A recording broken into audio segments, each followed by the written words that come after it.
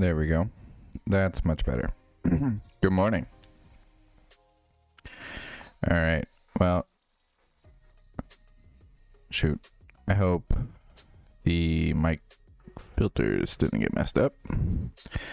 We might have to deal with that later because it looks like they did.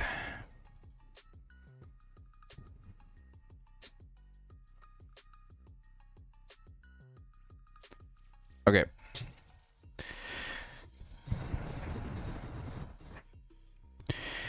Here we go. We're gonna continue. Let's just jump straight into it. All right, so the first thing I think that we should talk about is something I need to clarify. And that is DataBlocks. DataBlocks is not an open source project. But the thing that it is built on top of, which is React Flow, I don't have that open anymore.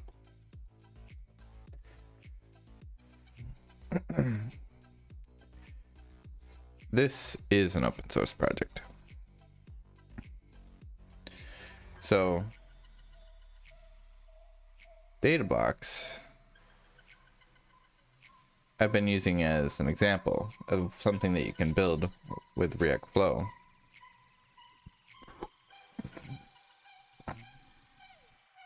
And it's for visualizing data, filtering, transforming, visualizing data. It does it all on the front end. And I've been thinking about this project a little bit offline. And I think for something like EVE Copilot to be really useful, we're going to need to build some data blocks where some of these filters are, at least some of them, are done on the back end. We'll see how it goes when we get there. We're not quite there yet. This is going to be a long project. But I just wanted to clarify that because in case anybody was confused, like, how are we using data blocks? No, we are not paying for it. I don't think that, I mean, I can afford that. There's lots of things that if I could afford it, I would love to pay for it. Like, here's another one. Oban Pro. Oban is just the sickest queuing library, job processing library that I've ever seen. It does everything. Anything you could possibly think of, yep, it does it. And it's got a badass web portal to manage it all. And Oban Pro, like, seriously, this is the one that absolutely everybody uses. It's the best. I mean, look at these names: Apple, Pepsi. Like, it's ridiculous how successful this project is. I mean, hats off to the developer, really. They created something amazing, and I'm happy for them. Their success is definitely deserved. But it's expensive. They do have the open source version, and that's good. The web portal is super nice, but what is really valuable is the Pro. But if you're already paying $89 a month, you might as well pay $129 a month and just get the web portal too, to be honest. But like, they do not believe in discounts. Like, even though it says like $1,068 to $89 a month or whatever, yeah, like, add this up, like 49. Let's add that up. 49 plus 129. All right, so you get quite a bit of a discount there. But what I meant was this. Do you have a discounted fee plan for open source? Nope. And honestly, that's fine. That's like totally up to them. And if I could afford it, I would 100% pay for it because it's totally worth it. And they gotta eat, you know. I'm just kind of rambling now, so I might as well keep going. Here's another project.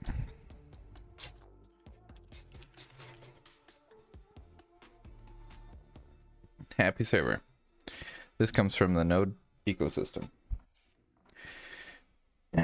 And it is not anymore, I think, as of version 20. But it was for most of its time. Developed by what's his name?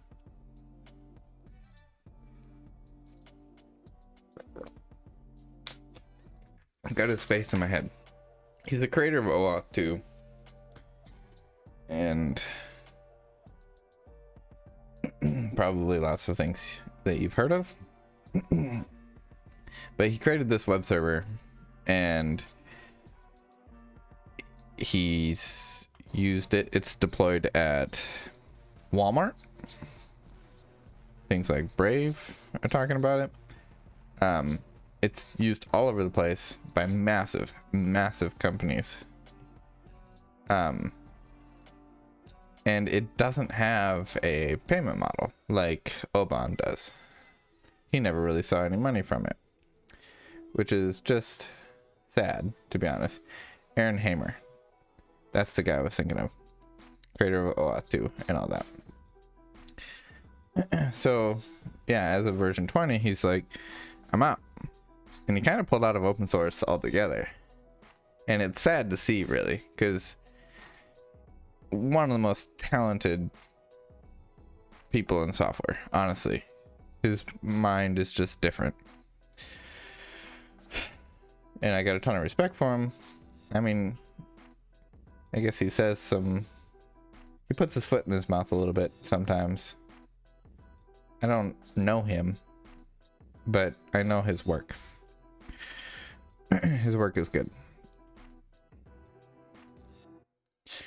Anyway, maybe if Happy had something like Oban does, and people could support him, things would have turned out differently. It was a little bit sad the way that this all ended up. So I'm not saying anything bad about Oban. In ways, in the same breath, I'll defend what they're doing. But I can't afford it, and I wish I could. And it's because Oban Pro is amazing, and I need its features. That's all I'll say. All right, it's enough talking about that. Let's continue.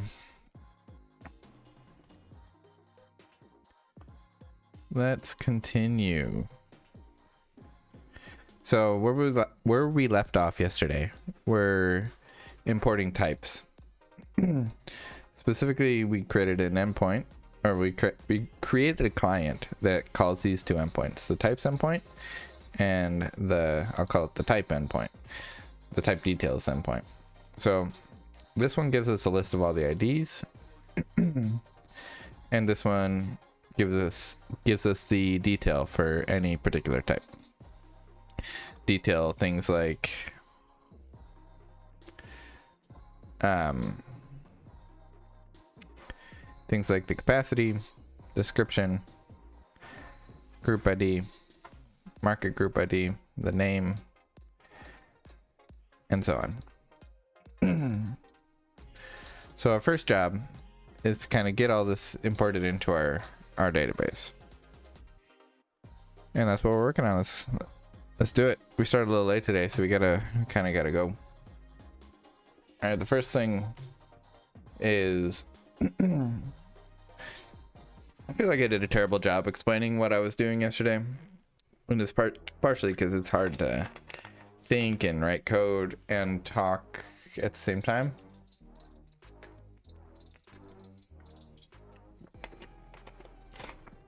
That's definitely true, but still, I could have done a better job explaining.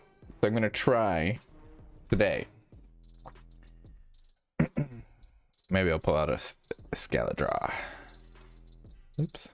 Reload. Okay. So we have a command that is going to come into our system.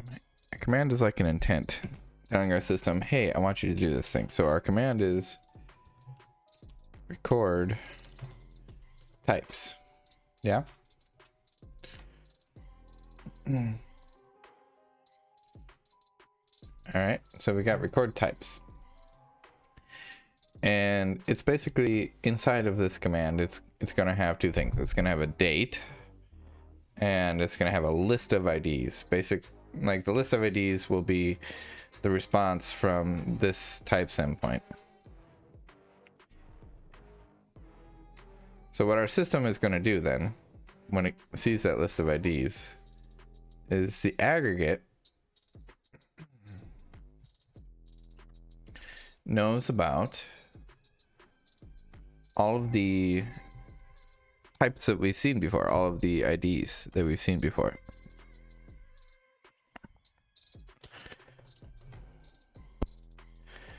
And it is going to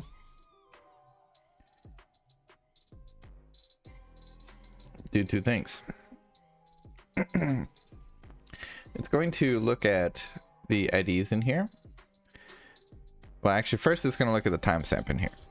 And it's going to say, all right, what is your timestamp?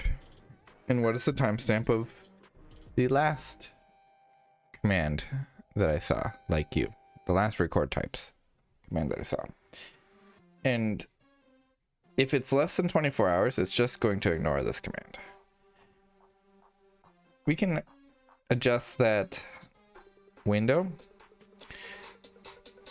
For now, I'm leaving it at 24 hours. But if it's been more than 24 hours since the last one, then it will accept it and it'll process it. So the way that it processes it is it will look at the IDs that are in here compared to the IDs that it already has. And if there are new IDs, it will record those new IDs. And if there are IDs that it has that is not in this command, it will mark those as removed. So this is a way for us to call EVE's API, convert it into a command for our system, and then record new IDs, new items, new types that were added into EVE, and remove old types that were removed from EVE. Now, I'm really not expecting to see many or even really any items removed. Definitely not on a regular basis. And that's just because, like, in a game like EVE, if there was an item in the system, it's probably referenced all over the place, and it's I'm guessing complicated for them to remove things like that. But nonetheless, we need to support that scenario. Okay, so how does all that work? Well, we're building an event source system, and so all of our data is recorded as events. So we have 3 events here. One is the types recorded, and this event only holds on to a timestamp to say when it was recorded.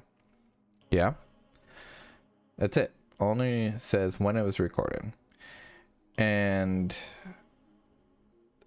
again, that's to kind of remember. You can think of events as the things that you remember. That's a good way to think about it. It's to remember when the last time that we recorded any new type IDs was, even if nothing changed, even if the type IDs that we have is this, even if the new type ID list is the same as the old type ID list, we still will record that to say that the most recent time that we checked was yesterday. Nothing changed, but we checked yesterday. So we'll record that timestamp when we last checked and synchronized our type ID list with EVE's server's type ID list as a types recorded event. Then type added is going to record any new ID that we get from EVE server, and it's going to record when it was added. And type removed will record any ID that was removed on EVE server that we need to remove on ours. Again, because we're trying to be in sync with EVE's type list. So these are the 3 events that we're sort of remembering to synchronize our type list with EVE's type list. And you're going to see how we use these events later on to what am I trying to say? You're going to see how we use these events later on to trigger other things to happen. When a type is added, you'll notice that it's just the ID that we're adding here. And we're going to want to also record those details. So when we see this event happen, that will trigger the details to be fetched, which is going to go off and call the next API. I'm hoping that we get there today. We only got an hour. And for that reason, I might move a little bit faster than I've been moving so far. Okay, I hope that was clear. If there are any questions, just ask in chat.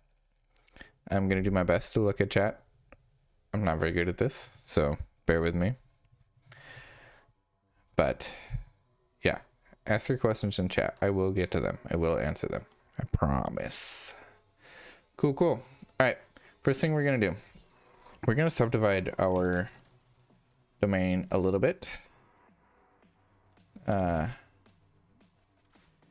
Because I'm realizing that there's going to end up being a lot of events in here, and it's going to get confusing pretty quickly. So I'm going to move these things inside of a dot types.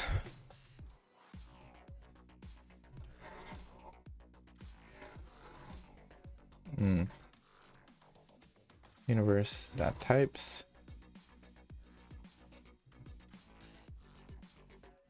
Okay. Hopefully that's all that needs to change there. This is a little confusing. I'm gonna maybe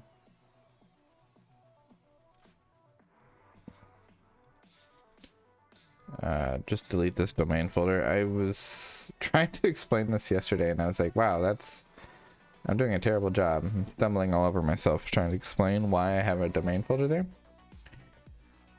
And so I'm just gonna remove it. And hopefully this will be more clear.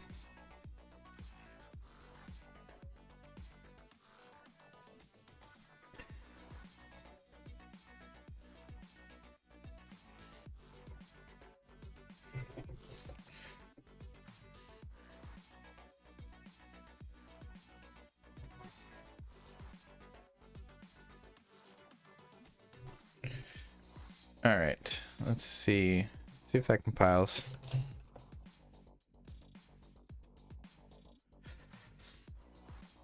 Nope.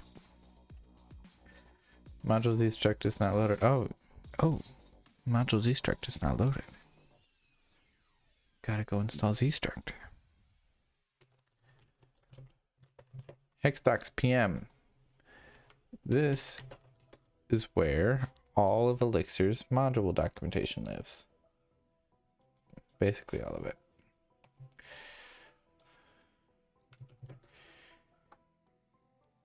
Including the one and only ZBang module, written by yours truly. ZBang adds joy-like data validation. What I'm talking about when I say joy?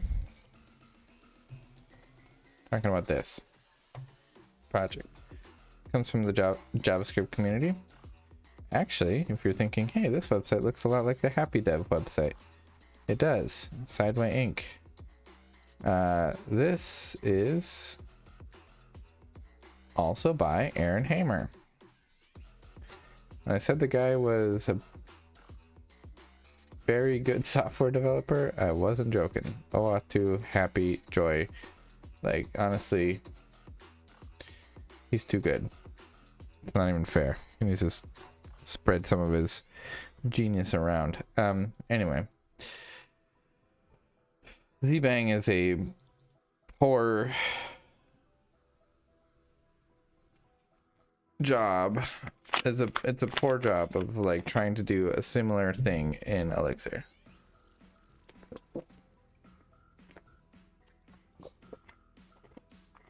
When I wrote this library, I didn't know shit about Elixir. Stuff I know now probably would have helped with some of the implementation details. It's not terrible. It's definitely readable code, but it could be done better. People have proposed doing things with prototypes.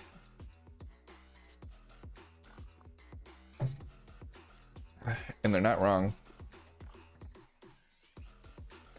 Someone wants to make a PR, go for it. For me, it works. And that's what I care about most. Alright, so we're going to mix steps.get.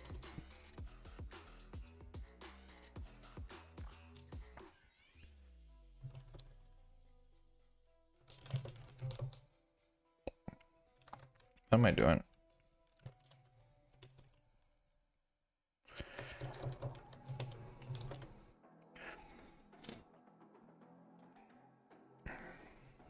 Invalid type. Array integer for field. Type IDs. Yeah, that is invalid, isn't it? That's under here. How do I do that? Well, good thing I've got the documentation open here.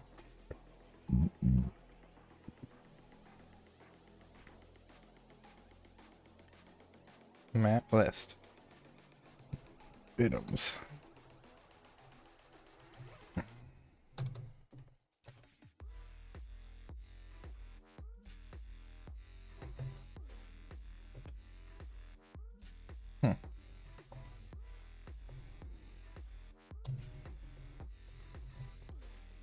I think that's how I do it.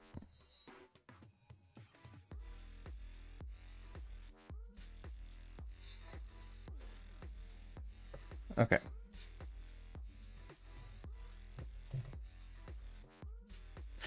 I'm like super duper proud of errors like this. That was so helpful. Just told me exactly what's the matter. That's an invalid type for this field. I know exactly where to look. Z-struct library is pretty sick.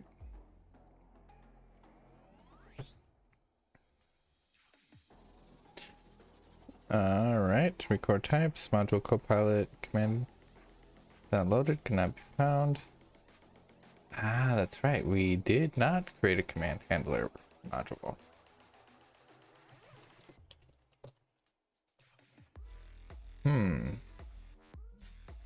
Let's see what a command handler module would look like.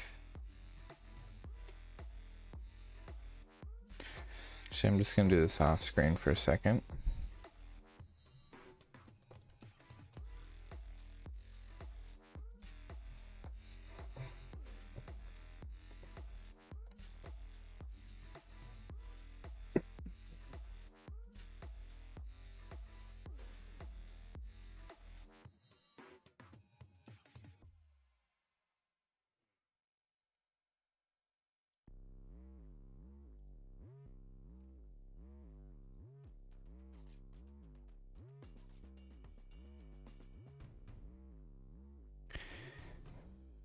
Yes, that's what I thought.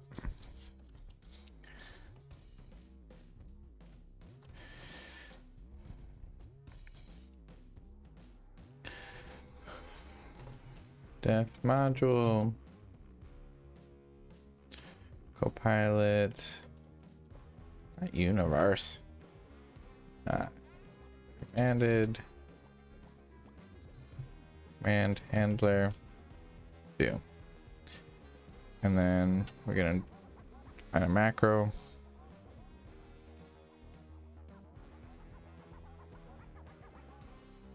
That's it. Sweet.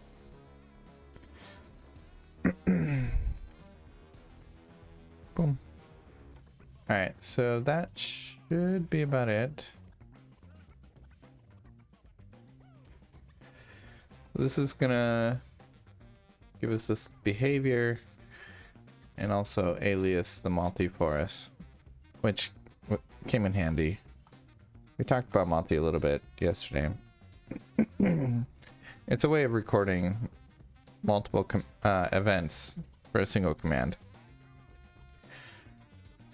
It's not strictly necessary. You can do things without it, but it is helpful because well, I'll just say this. It updates the aggregate after each event. So it applies each event in turn to the aggregate. It does it in memory, but it's a nice way to make sure that your aggregate stays consistent throughout as the command handler is executing and emitting each event. But if that doesn't make sense, yeah, I get it. It's fine. It's not a big deal. Just ignore that. All right. We do need to say that this implements our behavior. How should I do that? Forget.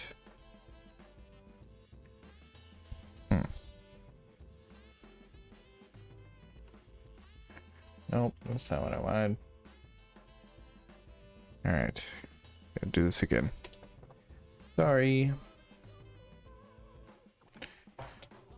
Sorry, not sorry.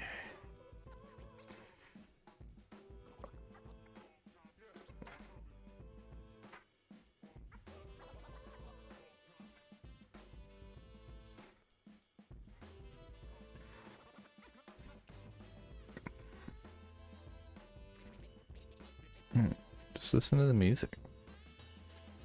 Chill.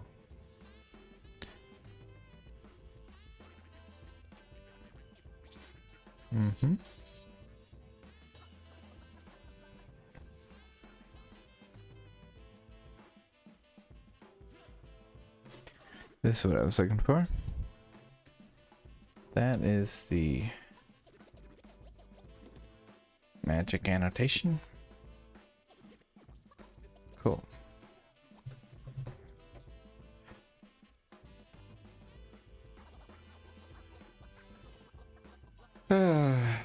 Yeah, we call this aggregate now, don't we? I don't love that. I think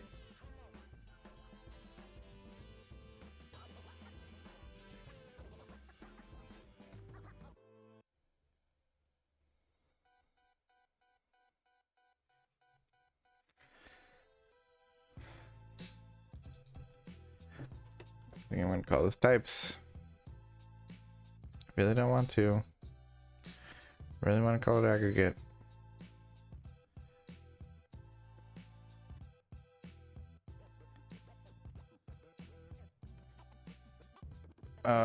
This feels gross.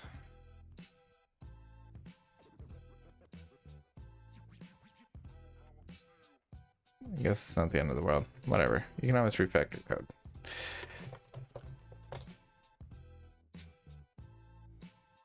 Variable aggregate is unused. What the hell is it unused? 51. It sure is unused. Yep. That's gotta be the case.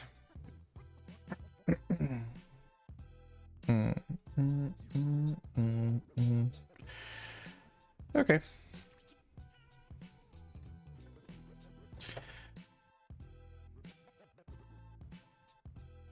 Cool. We compile now.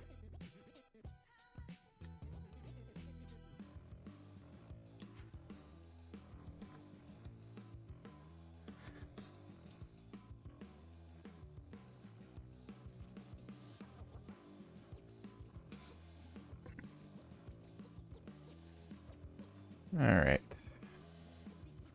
Now, in order to wire some of this stuff up, we're gonna need a couple things. Gonna need a command router.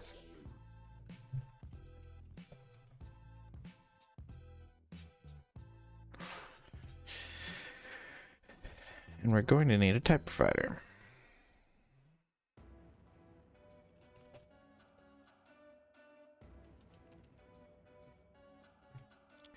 What do these do?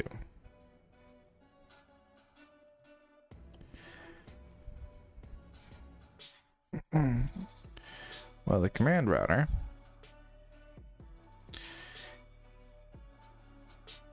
it routes commands to aggregates so that the framework knows which aggregate each command belongs to. I wish I could abstract this away so you didn't have to do this wiring.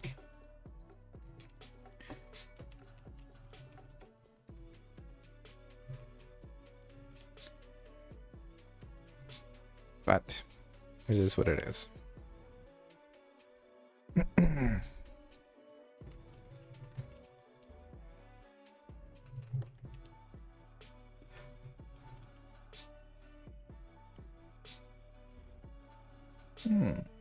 Interesting.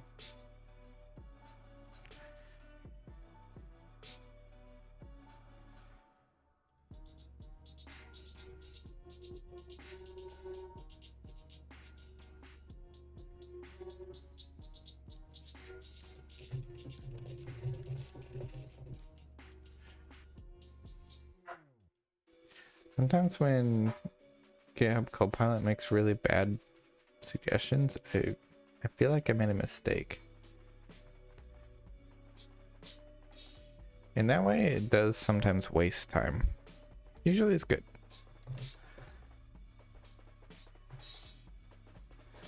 Okay, yeah. Except for this is the command router, not the events router.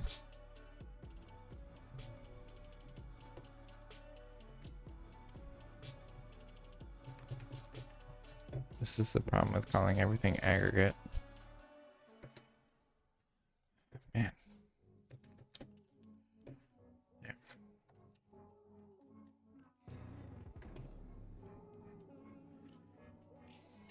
Alright, so now this use commanded commands router gives us a couple of macros. So one of them is identify.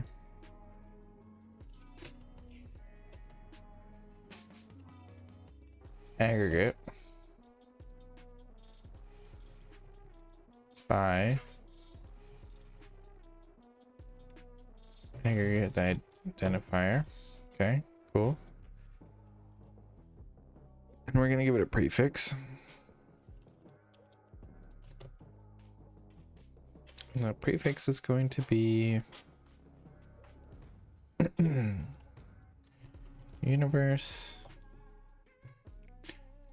types. Yeah.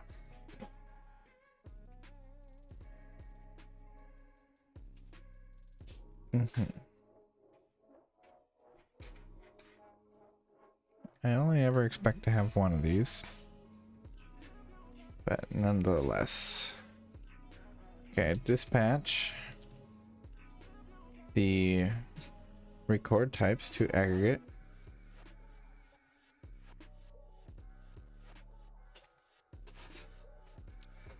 Oh, no. Record types to record types handler. Aggregate is aggregate. Oh man, I'm already starting to really hate that I call this thing aggregate. Just don't want to call it types. Calling it aggregate does make sense. So.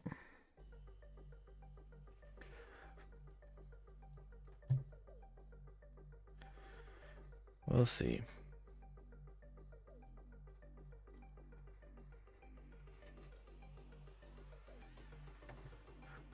We'll see how it goes. We'll stick with it for a little bit longer.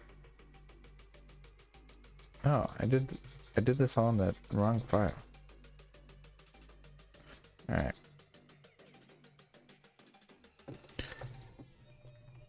The type provider now is a little different. It is for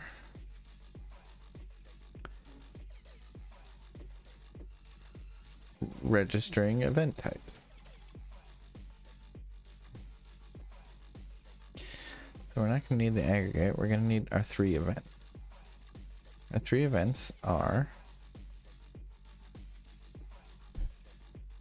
type added, type removed. Oops. No, not aggregate copilot. Jeez. Types recorded. There we go.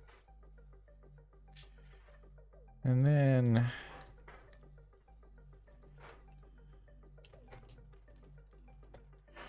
register type. This is going to be type added.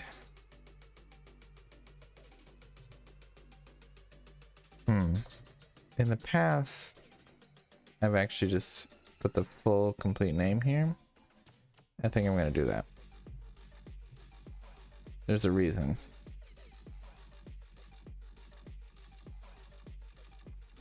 It's because sometimes when you're searching for an event, almost everything else refers to it as the full complete name. So if you also refer to it as that, it makes your life a little easier.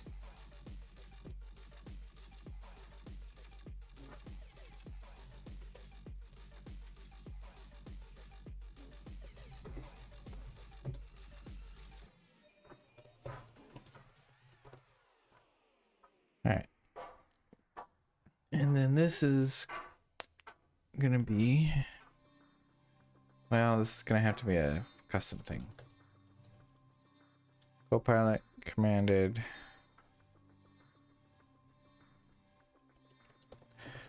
type provider prefix universe dot types dot.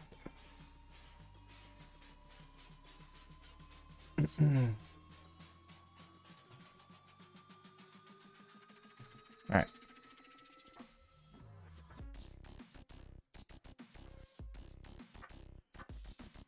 Great. Gonna have to add one more thing into here. That's that type provider.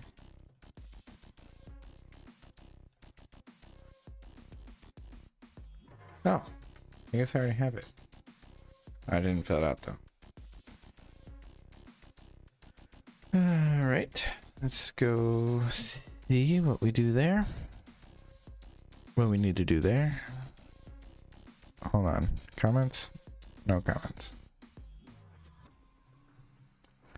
All good.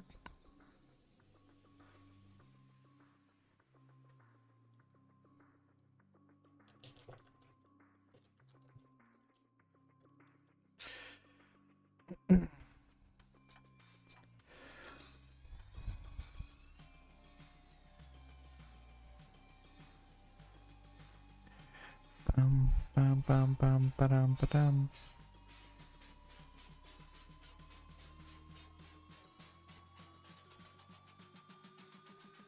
Yeah, this file's a bit longer.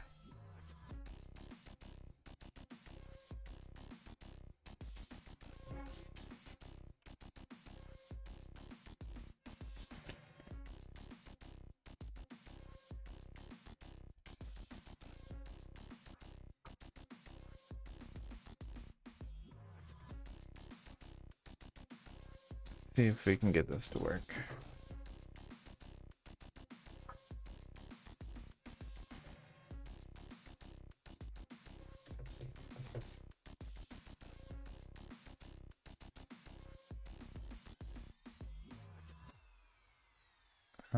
What?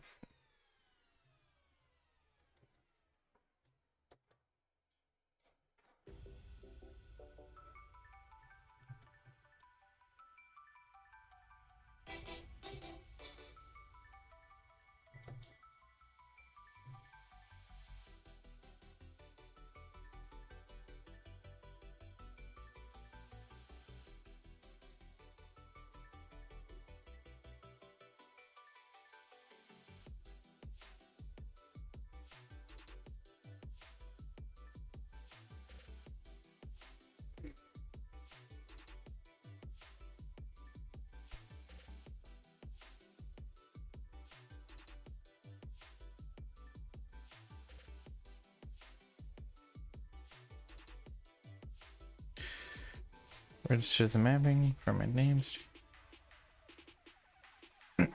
Yeah, I want to replace this at some point. Like I said, using prototypes or something. Like, I want to be able to simply, when I'm defining an event,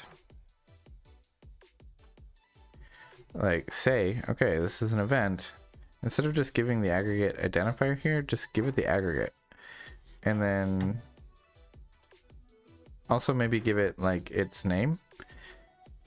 And just have it register the type by itself. Like, I don't see why I need to do all this wiring by hand. So we'll get there eventually. It's not important right now. All right, I think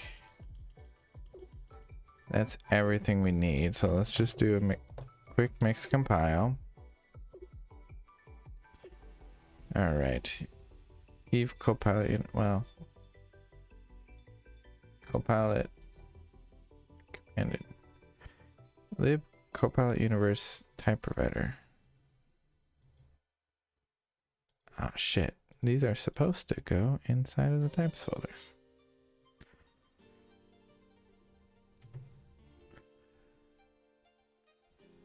Command router. Type provider.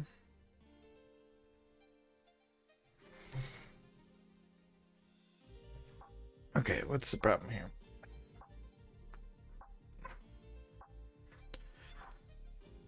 Defined struct is undefined. Ah, it's actually coming from here.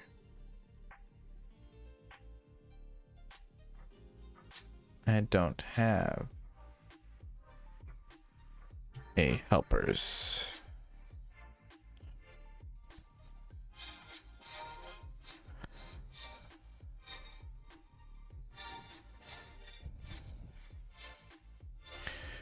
What does it do? Where are we using it? Using it in one spot. Okay, so we're just gonna get rid of that. We're gonna define that define struct function. Yeah.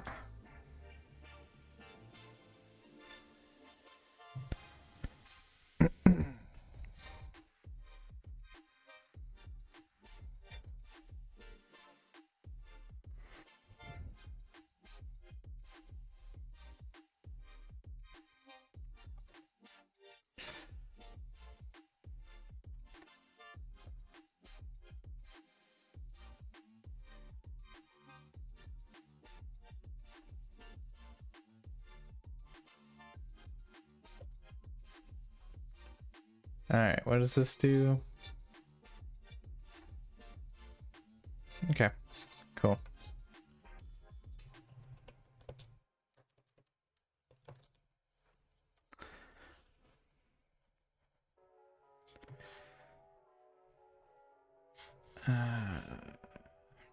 Still. There we go. That should do it.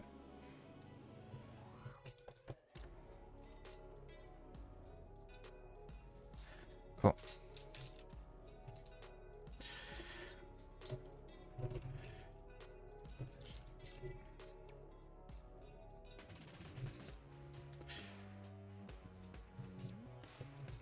We'll run our tests just to make sure we didn't break anything. Our tests are very superficial right now. We'll come back through and add tests for this stuff later. But the ultimate test is if it works, so.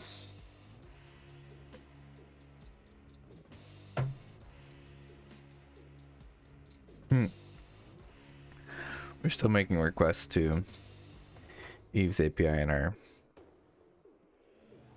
universe test here. So we'll not do that.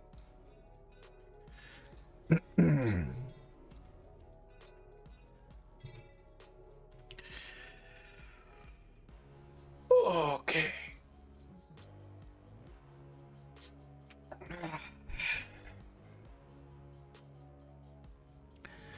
Alright. This seems like a good spot to commit.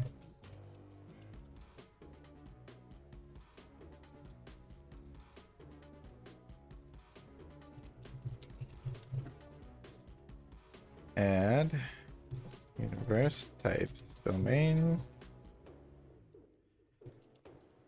Push that up.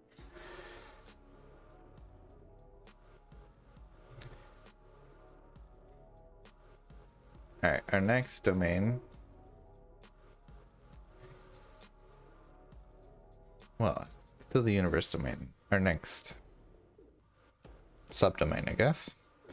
It's gonna be this one. Get information on a type.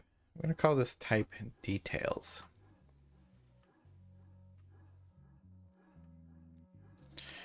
Or do I just call it type? I think I'm just gonna call it type. Seems good.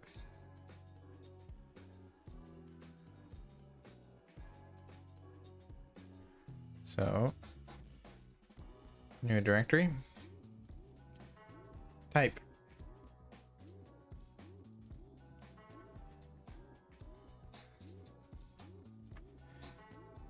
We have some very similar stuff going on here.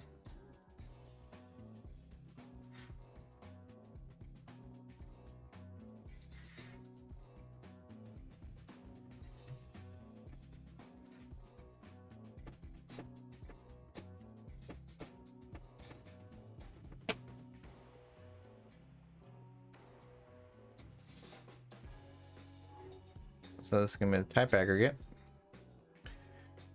And it's going to have a type ID. And it's going to have when it was recorded. And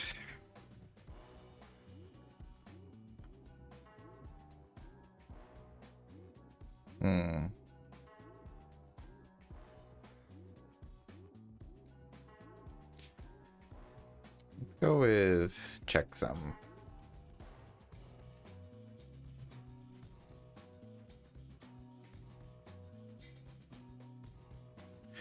We'll just say that's a string. So the idea here.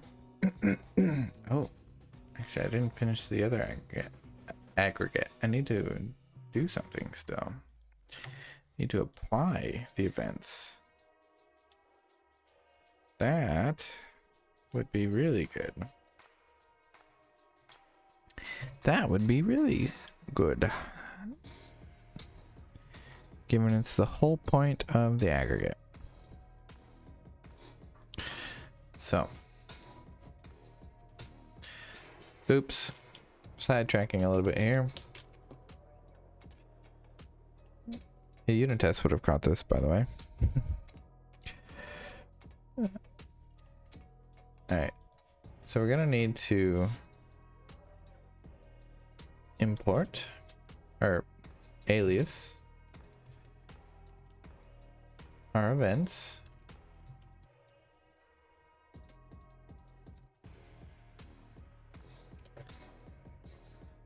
Type added, type removed, type recorded. That's good. We're also going to need to alias ourselves, so we'll just add aggregate here. Okay.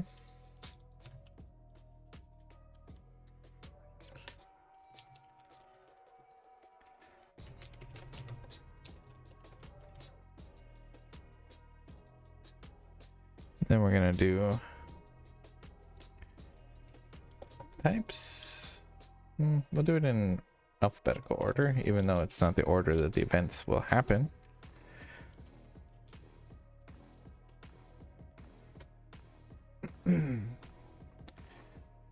Okay, so this is just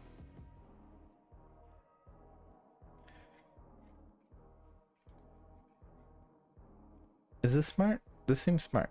Map set dot put type IDs the type ID. Where's put coming from? Can't just have put. Ah, goodness.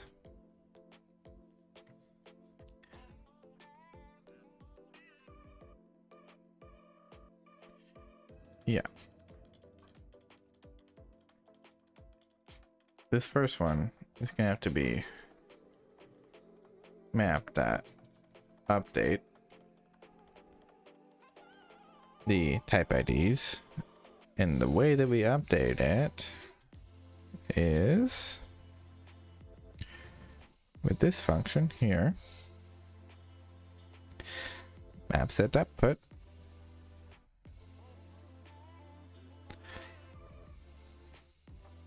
I'm gonna go ahead and be like, and 1,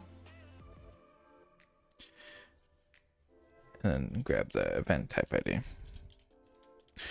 We're not gonna do anything with the recorded out.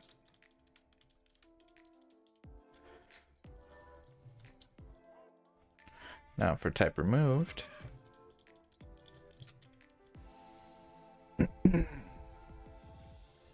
it's gonna be very similar. We're gonna update the type IDs by doing map set delete type ID. Cool. And for types recorded, this one will use a map.put, and we're going to put two things. We're going to put the types ID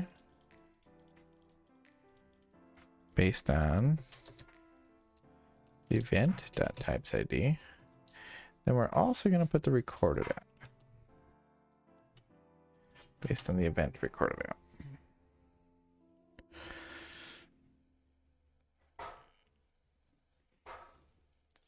Okay.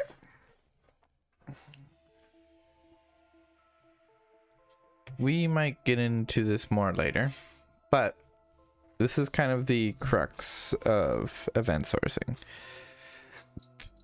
And it really sort of defines how what the aggregate's purpose is. It's something that a lot of people, including myself, struggle with when they're starting out with event sourcing. So I'm gonna do my best to explain it here. When an event occurs, it gets applied to the aggregate. Now, what you can think of the aggregate as is it's sort of it's the memory of all the past events that happened. And think about the way that your memory works. Most people don't have perfect recall. Like, they can't remember even, yesterday as if it were a movie, right? They don't remember every single detail, every single event that happened in their day. They remember a summary, like the important bits.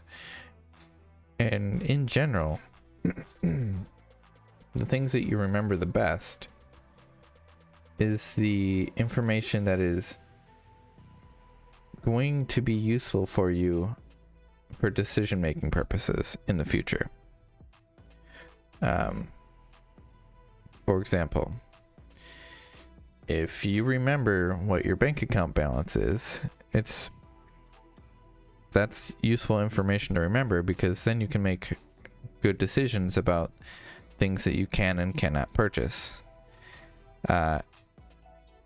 Most people, myself included, can't just go out and buy a car. Just putting it on their credit card. Bad idea. Even if the credit card limit would allow you to, probably your bank, for most people, your bank account limit will not allow you to. And so remembering your bank account balance will help you decide whether or not just going out and buying a car on a whim is a good idea or not. That's what I mean by memory helps you make better decisions in the future, and that's how the aggregate works as well. So it remembers the events that have happened, and it remembers the important details about them. In our case, what we're saying is the important details are the IDs of the types that we've seen before, and when the last time we recorded this was. And this helps us decide how to process new commands as they come in to our system. And so if we look at our command handler, why are these all green? Oh, sorry. Whatever. Yeah. If we look at our command handler, we are using the aggregate here to decide, okay, are we within the record interval of the last time we've recorded some types? If not, if not, then return an error.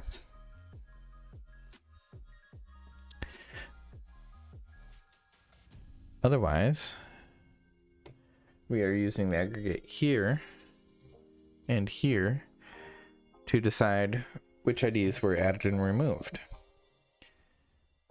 So that's what I mean. Remembering those details about past events helps us make decisions about how to handle future commands. That is the responsibility of the aggregate. So hopefully that makes sense, and that's also why events need to be applied to the aggregate so that the aggregate can remember those events. Yeah, great. Okay. All right. We got about half an hour left. See how far we get with record type.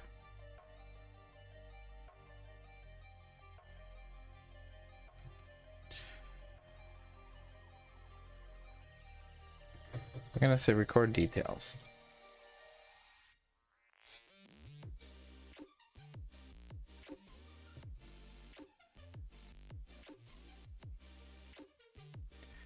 And literally, I'm just going to say, I think we don't need those.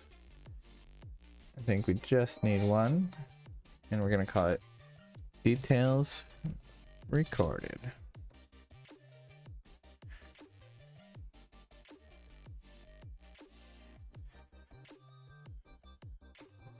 Details recorded.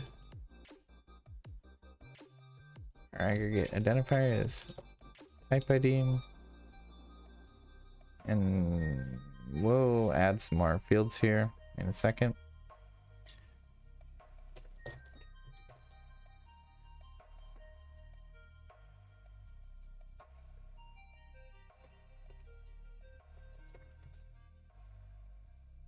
Generally, I would say it's a bad idea to copy and paste.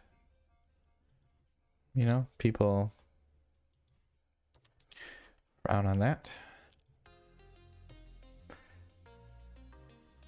But if you're careful, it's fine.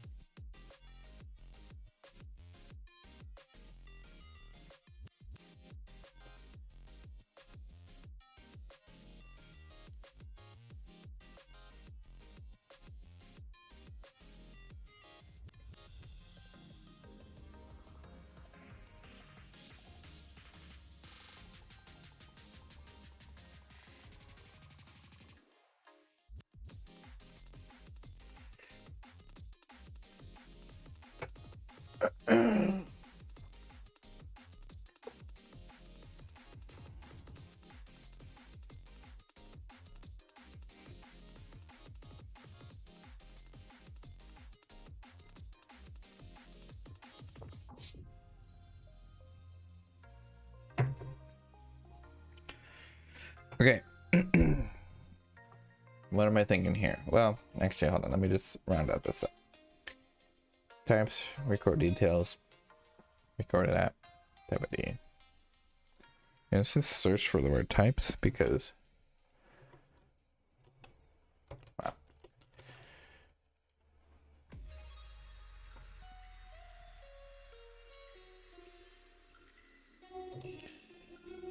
There we go. All right. Let's make sure we got this one right. Good.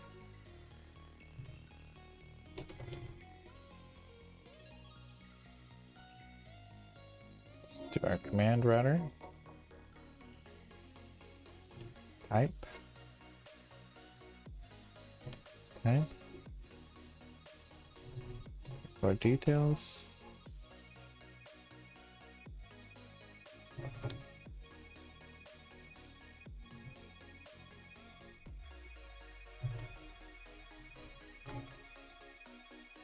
All right, one command. Okay, good. Our type provider.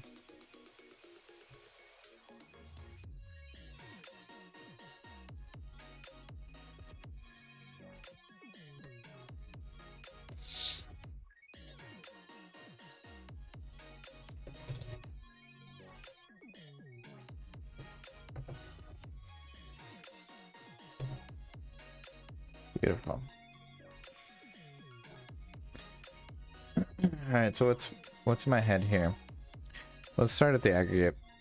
We got a checksum and a recorded app. The recorded app, we're not going to. Actually, maybe we don't even care about the recorded app. We just care about the checksum. We would use the recorded app if we wanted to say we only want to update type details every so often. I'm gonna details recorded.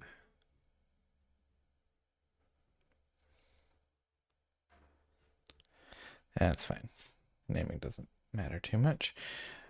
I don't know if I like details updated or details recorded. I'm gonna say recorded. I'm gonna go with recorded. We need more music. I'm just gonna start this album over again. I like this album.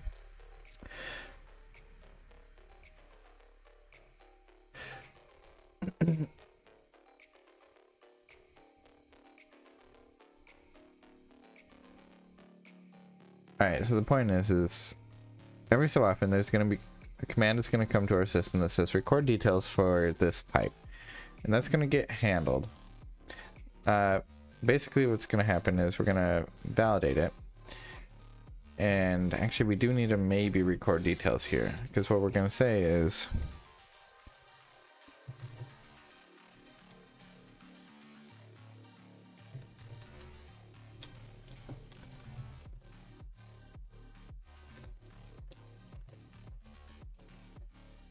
if the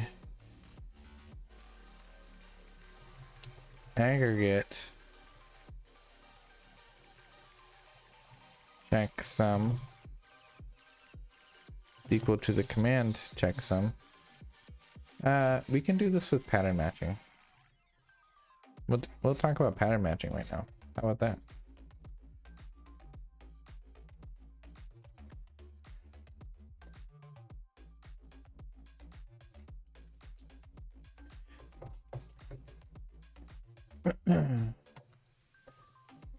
When aggregate dot checksum is equal to input, I'm going to call it a command here.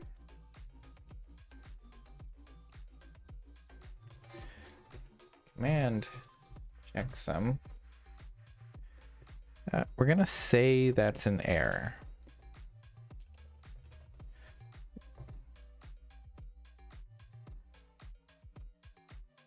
Checksum mismatch, no. Checksum mismatch, it's no change. Okay, so if the checksum is the same in the command as it already is in the aggregate, we're going to say nothing's changed. We're not going to record those details. Otherwise, if something is changed, we're going to just validate the command quickly, and then assuming it's okay, we're going to say details recorded. So now, yeah, we need a couple extra things here.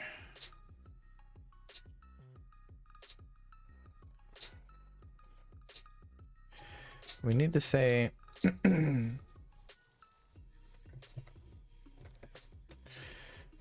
that our checksum is required. In fact, we need to do that for our timestamp as well.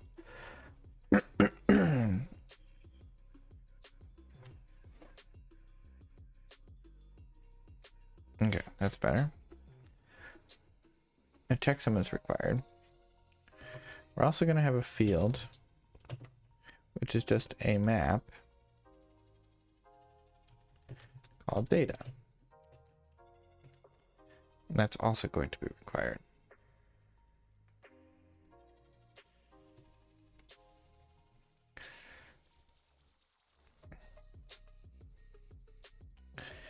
And I think that's about it.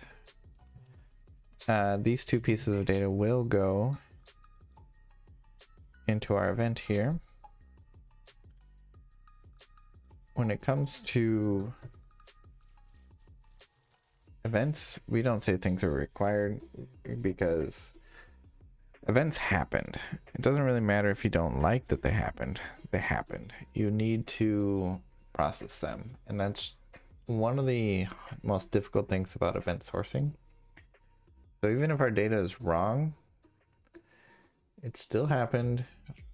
Our software systems need to still process them. Okay.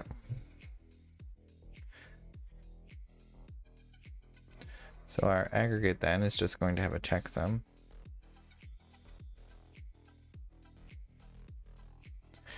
And now we're going to define an apply function.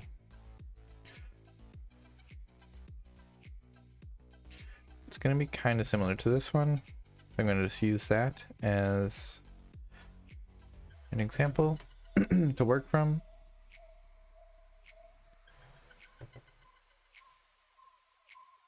Alias.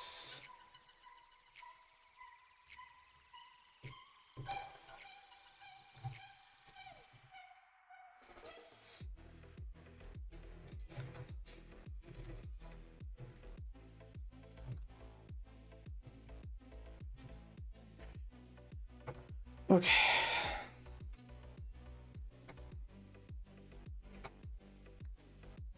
So, checksum. The nice thing about this checksum business is we're not going to need to calculate it ourselves.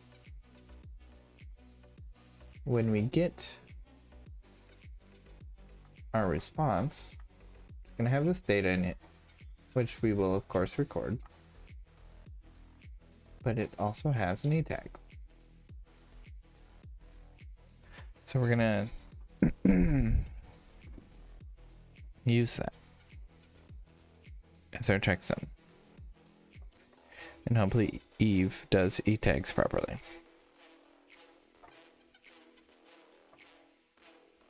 That's our hope. Okay.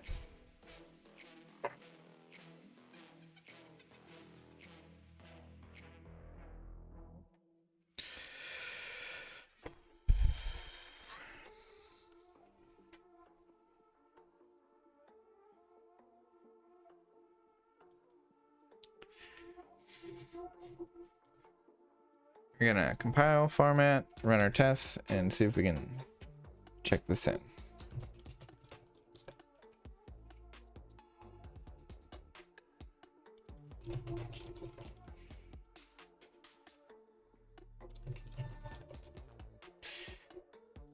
Again, if anybody is watching and you got questions,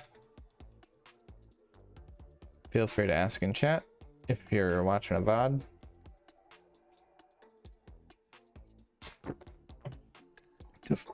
feel free to reach out. you should be able to find me. It's not too hard. It's not too easy, but it's not too hard.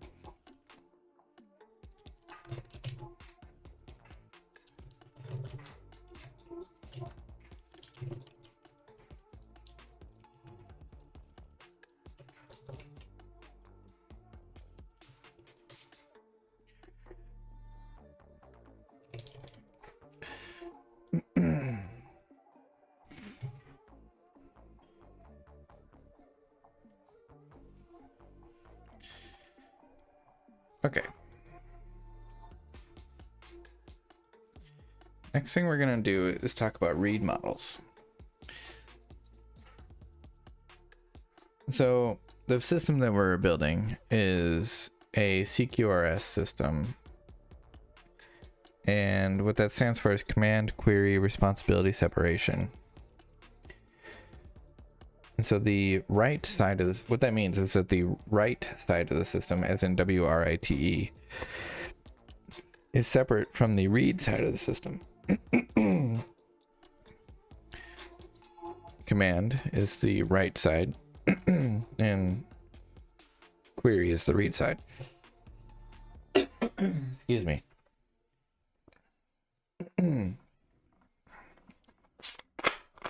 So the right side of the system deals with recording events and all that kind of stuff.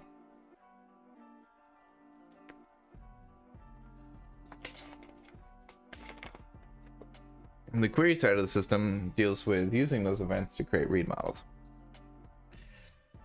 So we've defined some of our right side of the system in here and here.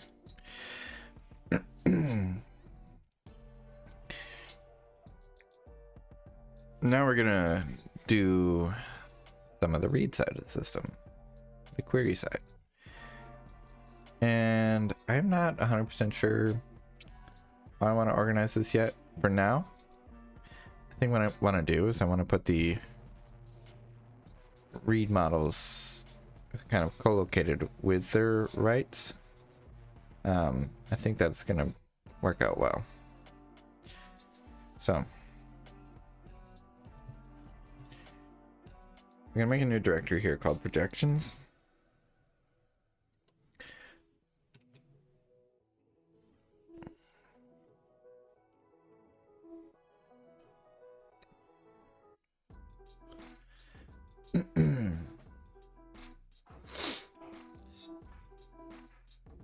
Let me think.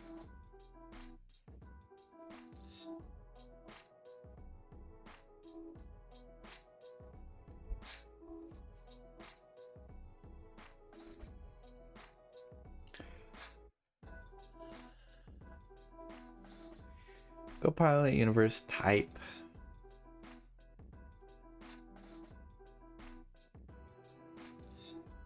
That's what I want it to be called.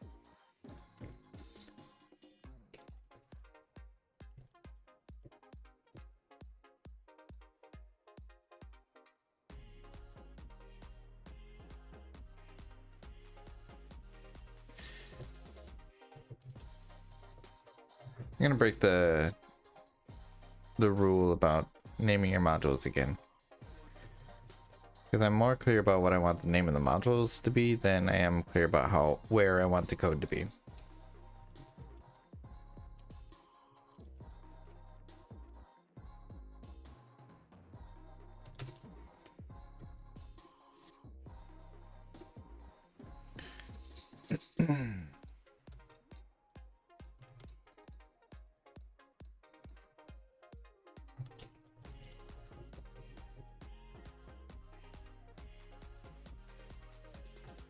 Okay. Now for this, we're going to use a library.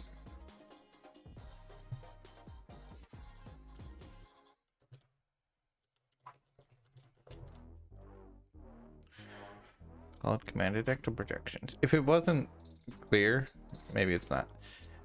Sometimes read models are called projections. At least in the event sourcing world. Alright, so we're going to need this library. Getting started. There.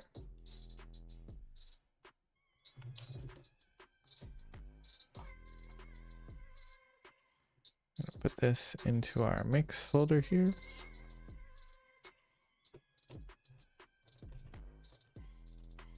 Come on, there we go.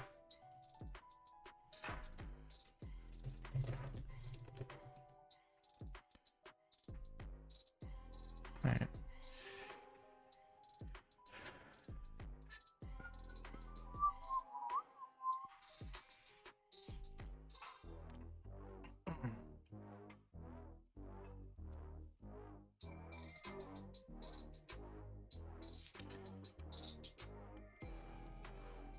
All right. We'll worry about creating migration in a minute. Create your first projector.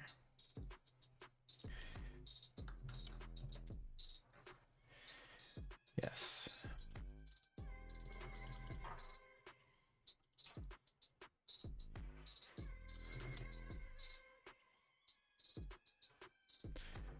All right, so this application, this is talking about the commanded application, which ours is called Copilot Commanded. The repo is referring to this repo, which is called Copilot Repo.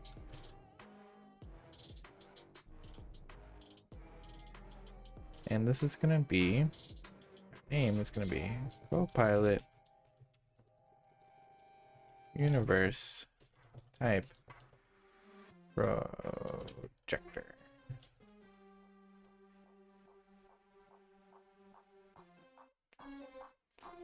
Okay, cool.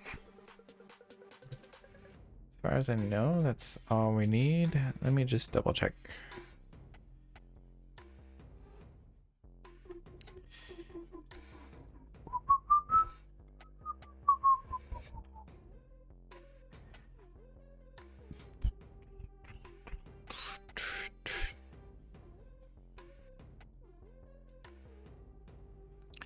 Yeah. Okay. We're also going to require a logger and a sort of generic air handler down here.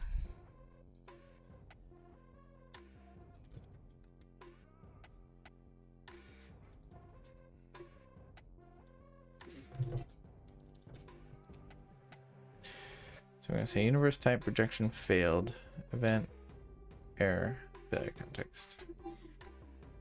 All right, so if anything goes wrong, we'll just log this out.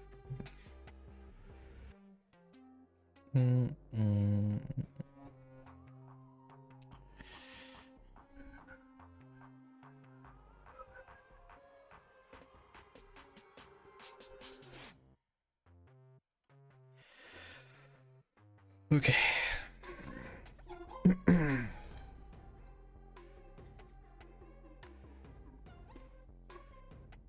Let's look at usage now.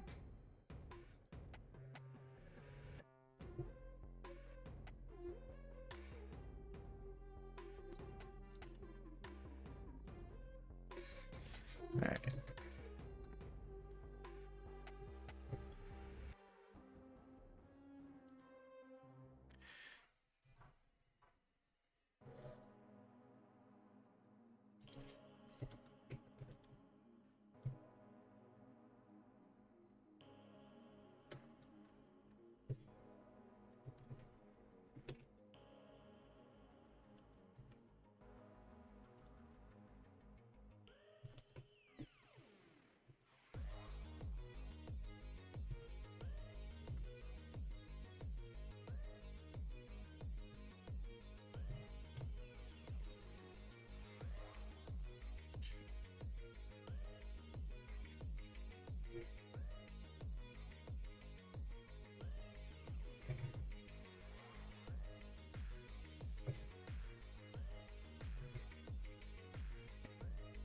keeps saying type added. Is the type added event in the wrong domain? Types.type added. No.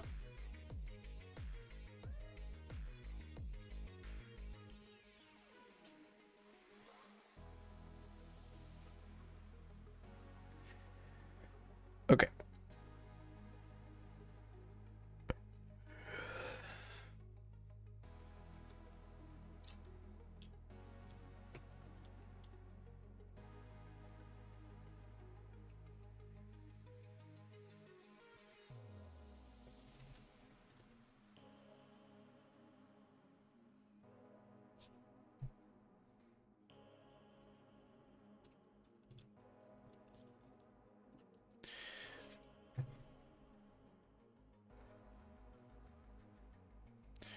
Now we need to decide what our read model is going to look like.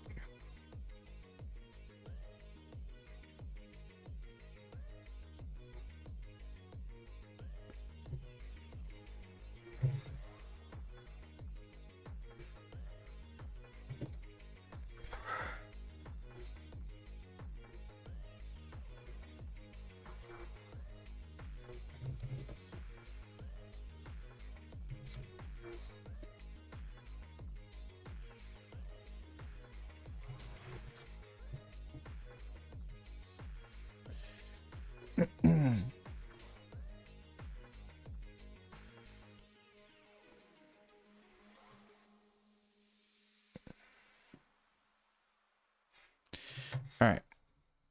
I think our read model is mostly just going to look like whatever we have over here. So I'm going to quickly pull this out so I can reference it off screen. Oh, hey, Helio. What am I doing? All right, I'm building a EVE tool for sort of data exploration in EVE. Now, there's already a lot of great tools out there for looking at EVE data. Atom for EVE, for example, is one of my favorite ones. And I think everybody's got spreadsheets that they keep for playing the game. This is Spreadsheets Online after all. But my idea is to create an app where all of the raw data that is made available through EVE's API is accessible in this tool, and then you can sort of mine it yourself. So we're going to be using a library called React Flow, which is a node-based editor. And this node-based editor, as you can see, like as you change the values in the nodes, it changes the output. Well, using something like this as the foundation, you can build on top of that. There's this project called Data Blocks, which somebody has created. And we're not going to be using this because it's not open source, but we're going to be building something like this, so it's a good example to talk through, where you can input raw data and then sort of filter it, sort it, transform it, whatever, and then output some visualizations. You can even inject custom code if you want. So again, the idea is the app supplies the raw data from EVE's API. And that could be market order information, that could be solar system information, it could be your character's skills, your character's wallet transactions, whatever it is. And then you use a node-based editor to filter it, sort it, or process it in whatever way you would like. Then you can visualize it, whether it's visualizing it as a table or as a graph. You decide. It's up to you. So the next step in that idea then is, if you create something cool, if you create a useful visualization, you can save that app that you've created. Essentially, I'll call it a data block, like that node based application. which I'm going to call a data block, you can save that and share it. You can, maybe we create like a store for these things. So then other people who want to do the same type of data processing that you're doing can just download it. This would be very similar to what what Oz is doing. So he shares a trade spreadsheet. He maintains this trade spreadsheet on Google Sheets, and you can just quickly clone it and then input your data. Kind of like that, except for you don't have to manually input the data, hopefully, because it should just all be available to you from EVE's API. And yeah, that's the idea. It's just a fancier way of mining EVE data and visualizing it. Cool. All right, what was I doing? Sorry for being slow on replying to comments, by the way. I am not the best. But thanks for the follow, by the way. Really appreciate it. That's super cool. All right.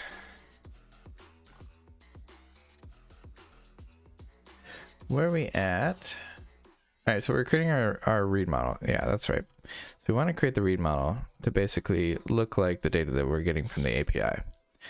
The data that we're getting from the API for a universe type is what we're calling it, I guess, is here. So we get capacity, which is a number, some type of float, a description string, which is required, dogma attributes, dogma effects, graphic ID, group ID, and so on. So I think we're just going to one-for-one copy this over. So let me put this out over here. I'm going to do the dogma things after because it's a little bit more complicated.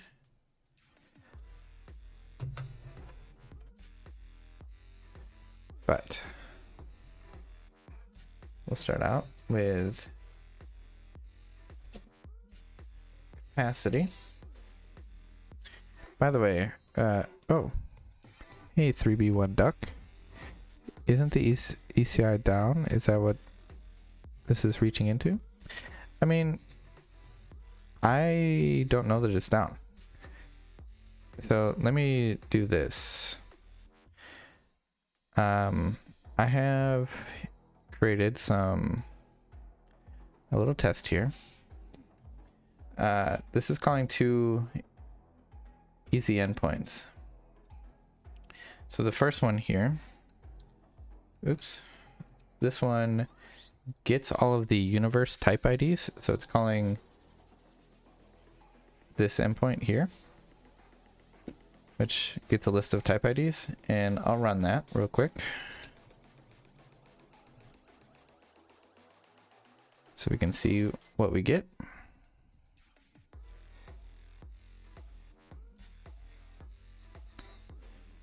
Come on, go ahead and run.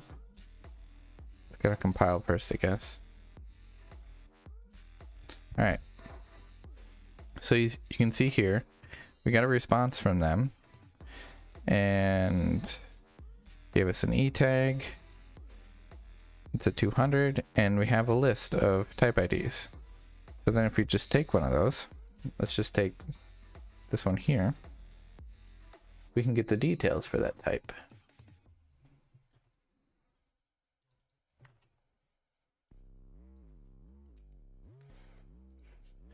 And now let's see what we get when we search for those details.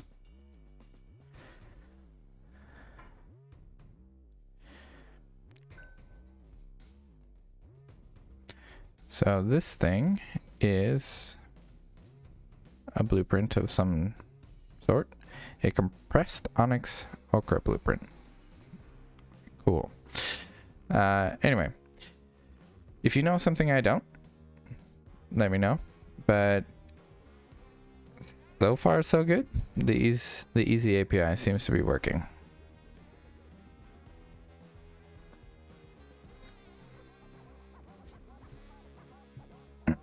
Anyway, I'm gonna just keep marching forward and see how far we get. Still working on creating this read model here. All right, I'm gonna pull this off screen so I can reference it and go back to our type. All right, so we got capacity, which is a float. Gonna have to double check some of these values later.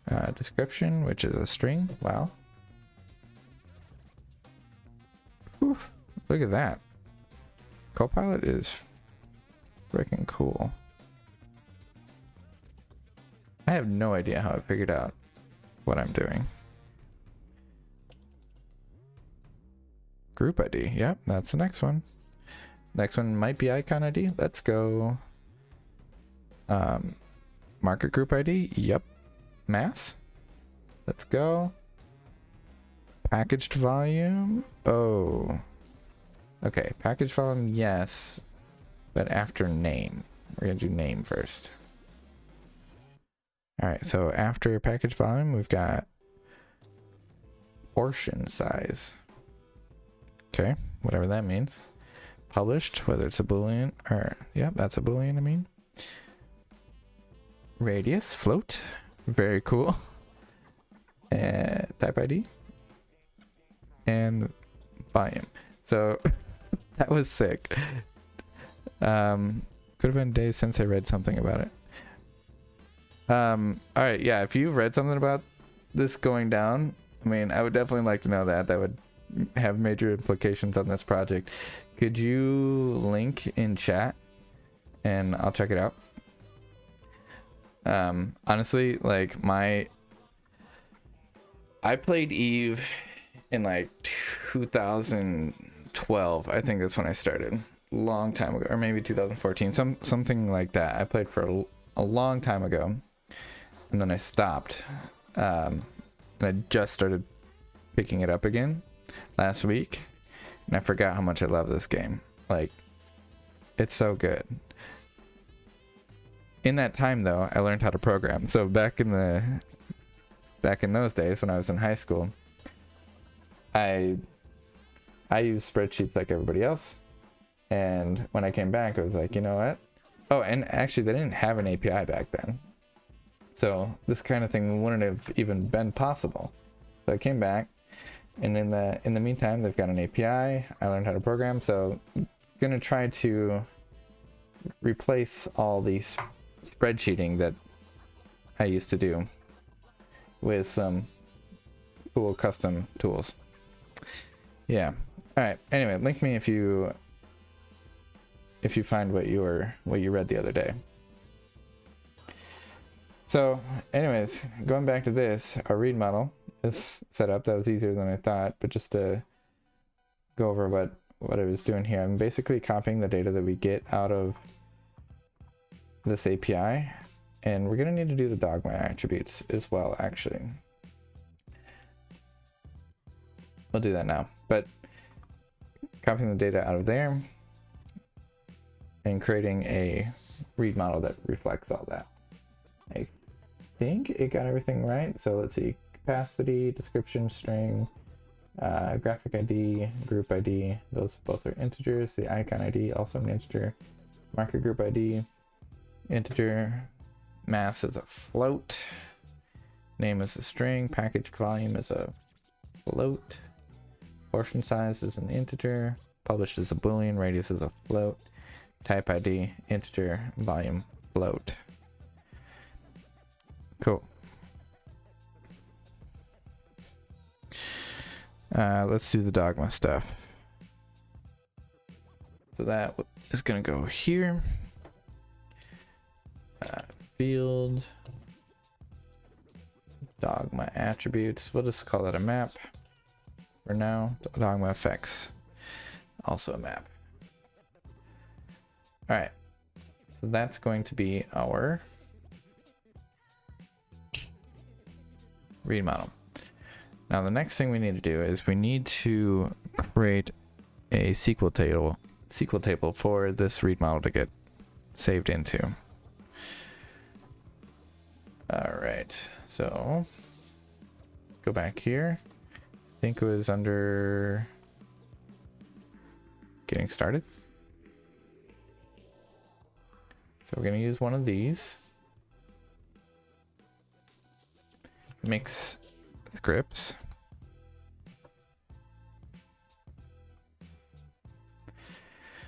To generate our SQL table. Our SQL table is going to be, well, we're going to call it create universe type table. I think that's what we'll do.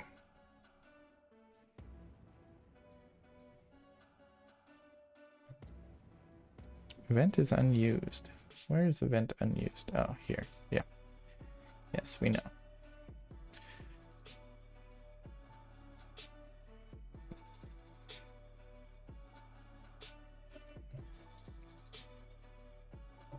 What is the ID?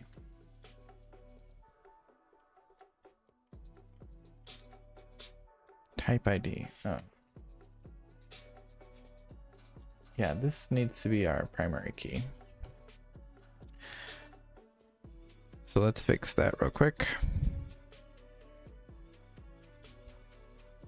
Yeah, I can put this back into here.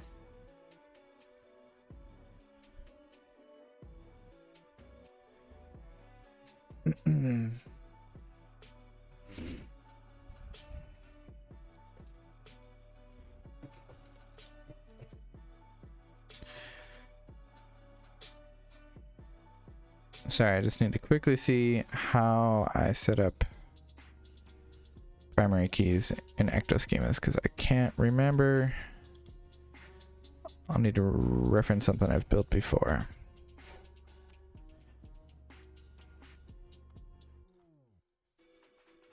Projections. Let's look at business projection.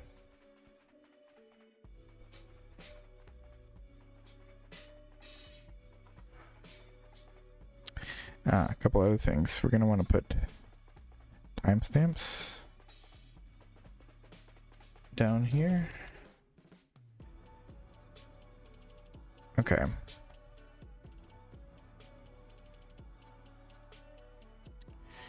Use repo projection schema.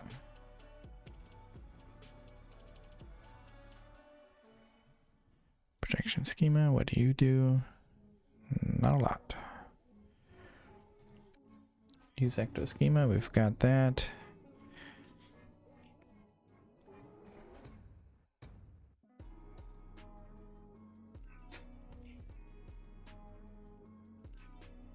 Okay. We're gonna do something like this.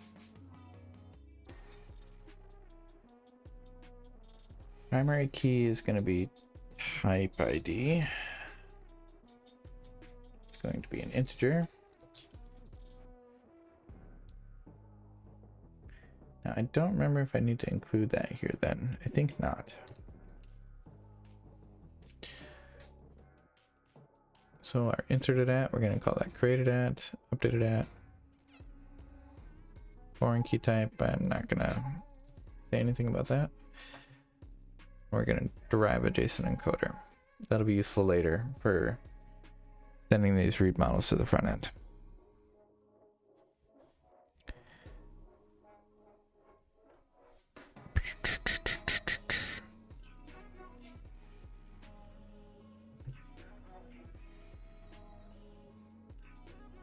Okay.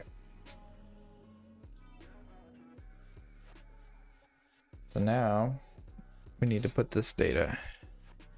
We need to project the data.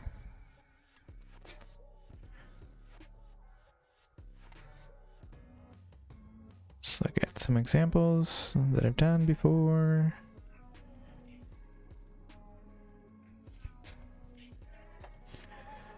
Okay.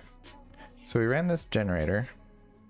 And what that should have done is it should have created a file in here for us inside of migrations. Yep, there it is, called create universe type table. And what we do in here is we can use a couple of commands to generate the SQL table for us. So we'll do create table. All right, let's see. Universe type, primary key false. That's pretty damn close. I think for timestamps, we're gonna do that.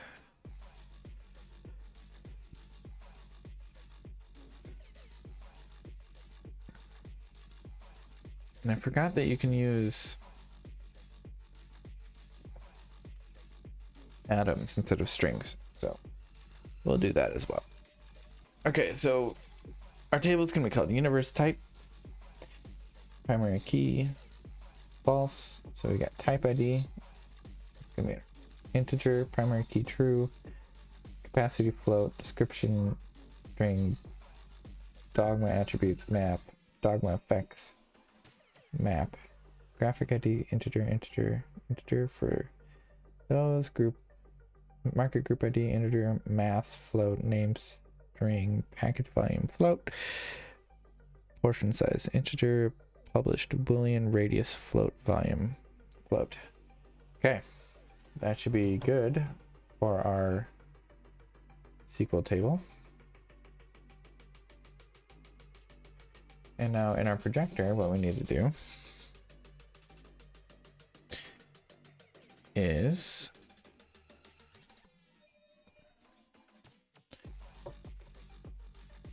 get all this data out of our event and into our read model. And look at that. My God. GitHub Copilot is too good. Like, are you seeing this? This is crazy. That is all the code that I would have just spent the next 5 minutes writing, and it did it in 2 seconds. All right, we'll just double check it. Type ID comes out of the event data type ID, capacity, description, dogma attributes, dogma effects, graphic ID, group ID, icon ID, market group ID, mass, name, packaged volume, portion size, published, radius, volume. So sick. Okay, the last thing that we need to do is we need to talk about ecto, because we're not necessarily always going to be inserting. We're going to be sort of upserting. Every time the details change, we're going to upsert the entire change set.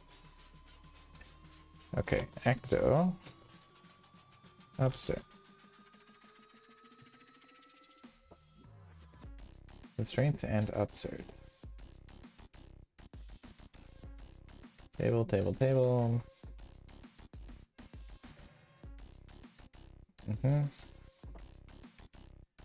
Schema, change set. Yep, yep. Upsert. On conflict, nothing. Okay. On conflict, conflict target. Kind of what we want. So we are going to need these on conflict and conflict target things.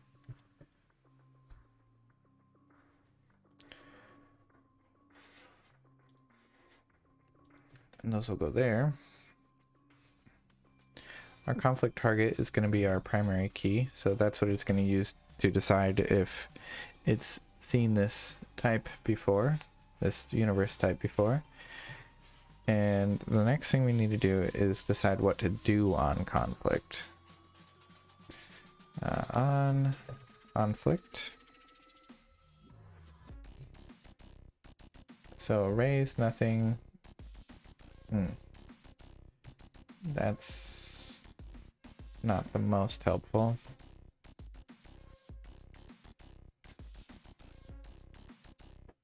Oops.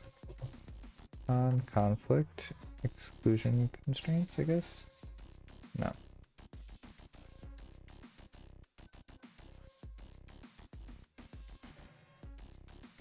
Guides.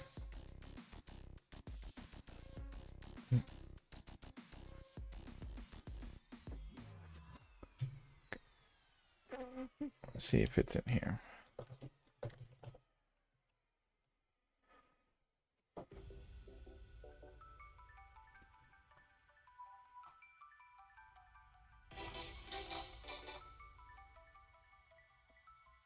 On conflict, on conflict. I really need to see all the possible values for your on conflict. Because I don't want to just set the name, I want to sort of override everything.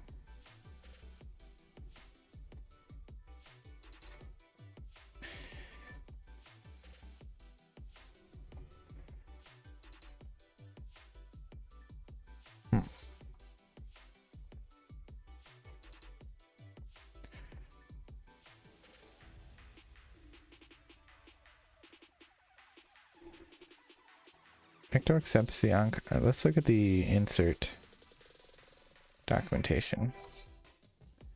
Okay, on conflict. Here we go. Raise, which is the default. Nothing. Replace all. That's what I want. Replace all. So that's going to give us the upsert functionality.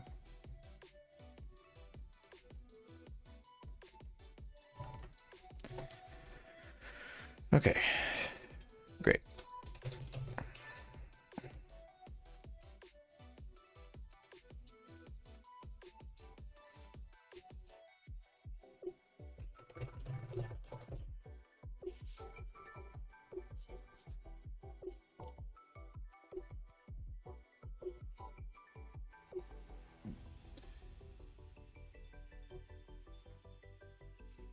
Okay, so this one, I guess, does have to be a string.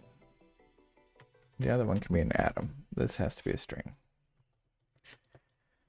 Interesting.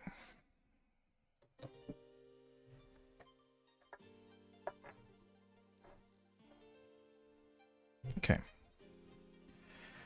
Next test. That's going to run our endpoint again. We don't actually want that. Comment that out.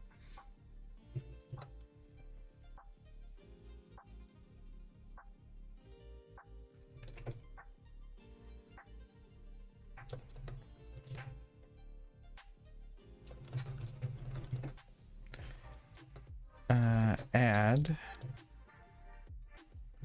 universe type projection.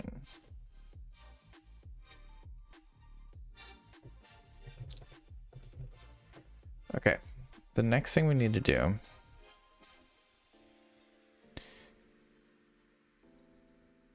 is we need to wire this up a little bit. So the way this works is this projector here. This is like a processor. It's like a process. So we need to add it to our process tree. I explained this the other day, but it's fine. I'll explain it again a little bit. The way Elixir works is Elixir applications have a lot of little sub processes, and each one that is responsible for doing just like one thing. It's like microservices, but at the process level instead of at the full service level.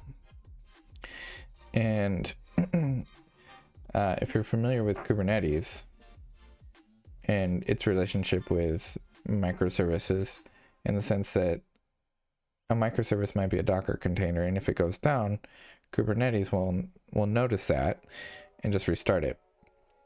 Well, with Elixir, it's got a very similar concept where instead of Docker containers and services, we have processes, and if a process fails, there will be another process called the supervisor that will notice that and restart it. So it's like Kubernetes, Docker services, but all in one application. You have a process tree with supervisors watching other processes which are responsible for single tasks. And so this projector is a process, and it's responsible for the task of writing data into our SQL database. So we need to add that to our process tree so that it can be supervised. If it ever fails, it'll get restarted. So that's what we're going to do now. And since I pretty much always work from examples, I'm going to go look at an example where I've done that before.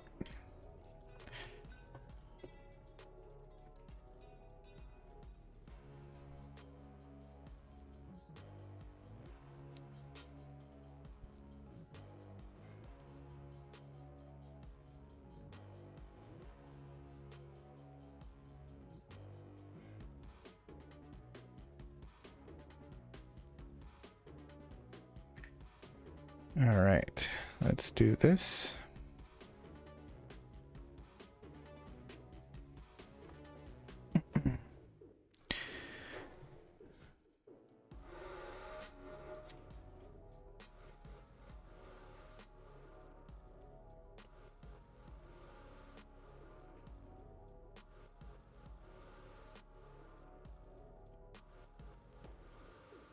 Okay, that's not the one.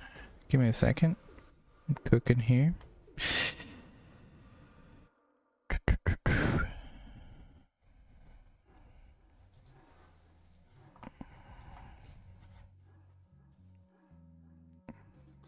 Okay.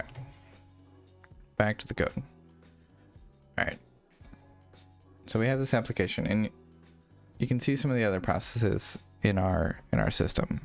So we've got a telemetry thing. We've got repo. This is responsible for reading and writing to our SQL database. I'm not going to go into each one of these. This is commanded. This is the application that we're using for processing events in the system. And then this endpoint, this will be for the front end, the web UI. All right. We're going to just quickly add another one here. It probably won't live here forever, but I'm just going to plop that in right there for now.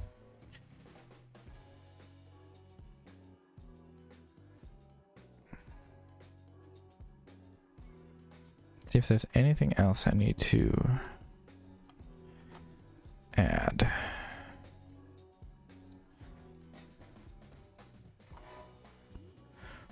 Bum, bum, bum, bum, bum.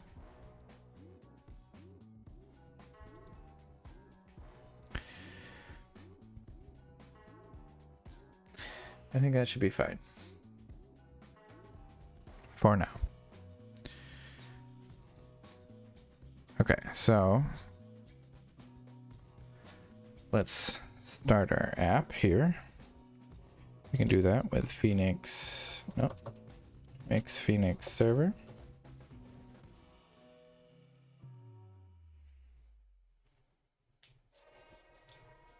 Okay, everything's starting up, rebuilding. Let's see. Did the migration scripts just automatically get run? I'm gonna guess no. That's right, they did not. So let's do this. Come down here, and we're gonna edit these scripts a little bit, because I have a different set that I like much better.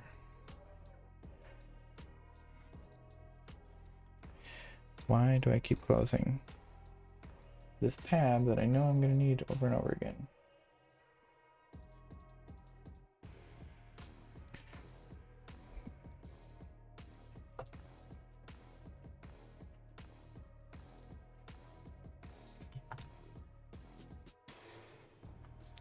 I'm sorry, I'll get better at this, I promise. I don't promise what I'm talking about. No, I'll get better.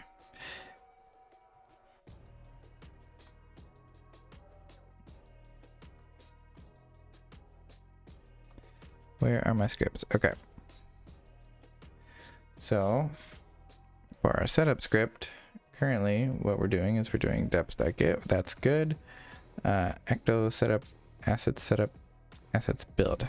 Okay, that's fine. We're gonna add one more script in there, which is gonna be our event store setup, because we also are gonna need that. We're gonna add a reset script that will reset our ecto and our event stored. So we need to define our event store setup and reset scripts. So we'll do that like this. It's gonna be event store create, event store init, event store drop, event store setup. So a reset is just a drop followed by a setup, which does a create and an init. Okay, great. That all looks good, makes perfect sense. Ecto reset, similar, drop followed by a setup, which does a create, a migrate, and then also seeds the database if you have any data that you want seeded in there. Okay. So now I'm going to do mix reset, and that should drop our event store and our read model database and recreate it. And when that happens, I'm hoping that we'll see our new universe type table in here. There we go. Very cool. And it's got all the columns that we defined. Nice. Those two are JSON-B. I don't know that I want that to be a bar chart 255. I'm thinking not. So what we'll do here is we'll come in here. Instead of saying string, we're going to replace that with the word text. And that will mean that we can store more than 255 characters in there. So now we'll do another mix reset.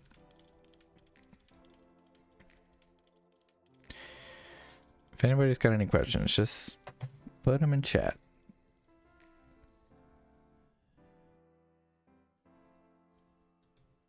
Or feel free to reach out to me in other channels. Okay. Yeah, so now we see we've got text for our name and our description, and that should be able to handle text of any length. Great. All right. Cool. With that, oops, Phoenix server. Start this up. And we need to think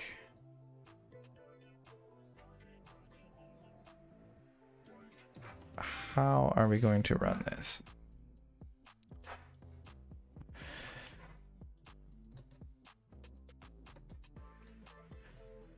All right.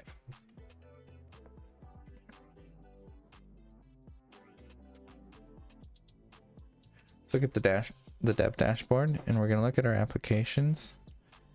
We're going to look at Copilot, and we'll see the process tree. Do you remember how I was talking about how processes have supervisors that watch other processes? So here's our main Copilot supervisor, and it's watching those processes that we've defined here in our application. So we're going to see telemetry, repo, pub/sub, finch, commanded, universe, and endpoint, and maybe some other stuff, but telemetry, repo, pub/sub, finch.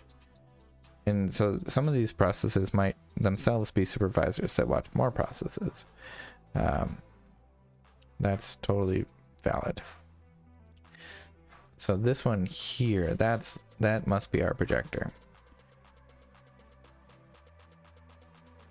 It's okay that it doesn't have a name. It's not a big deal. Okay, so that's running. That's the first step. Now we don't have an API, right? We don't have any real method for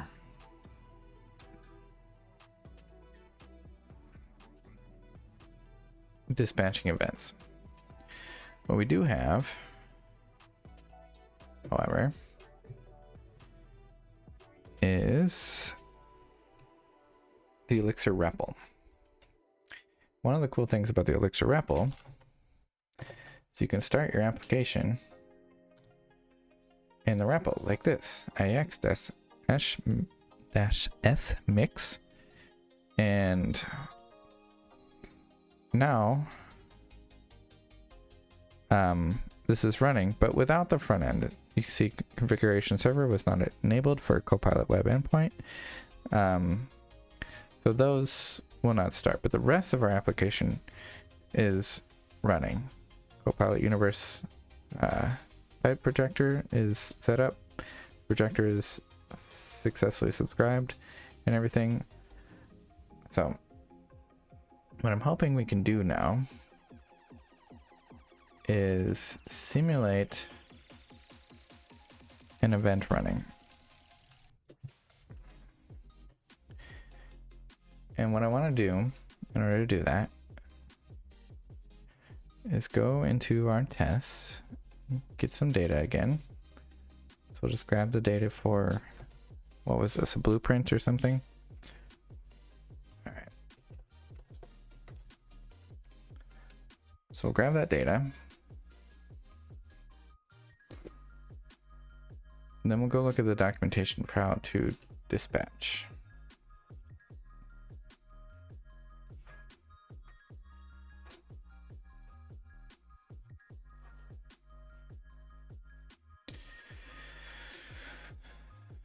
Okay.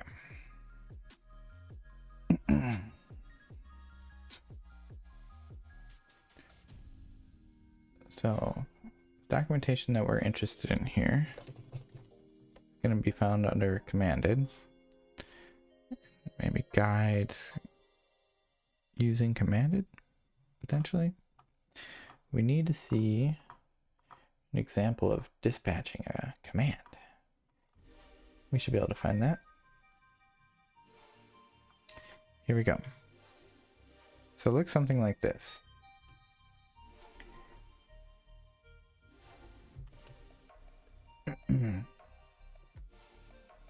Okay.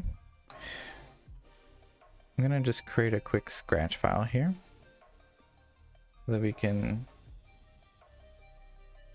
what?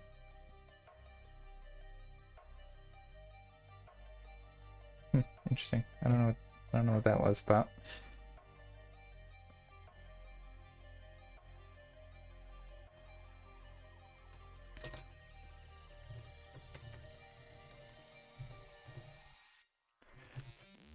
Okay. So our app is not called Bank App. Our commanded application is called Copilot Commanded. We just need to replace that part. Now the command that we want to dispatch is not called open bank account. It's called record details. And I'm going to use the full name here, because I don't want to alias it. And the data that we're going to put in there is not this. We're going to put a type ID, which is going to be we'll make it a string, because I'm pretty sure event IDs need to be string. Let's try it out. Let's try it. No, it does need to be a string. Okay, so we're gonna make it a type ID, and this type ID is this one here. Okay. The next thing that we need here, let's open this in a right pane. Split and move right. Okay. So we need a checksum. We also need data.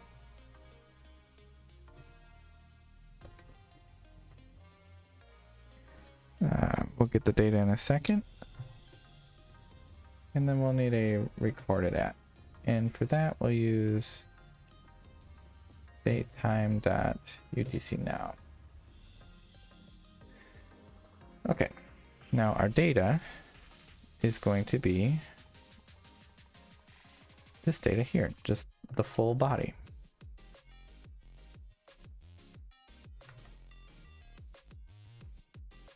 Just paste that directly in there.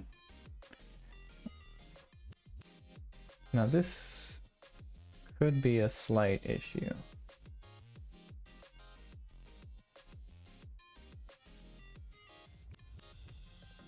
We'll find out. But in other places, we are referring to these as atoms. In particular, here in our projector. Okay, yeah, this is 100% going to be an issue.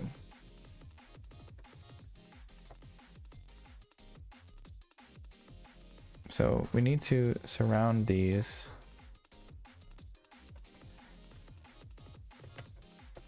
like this.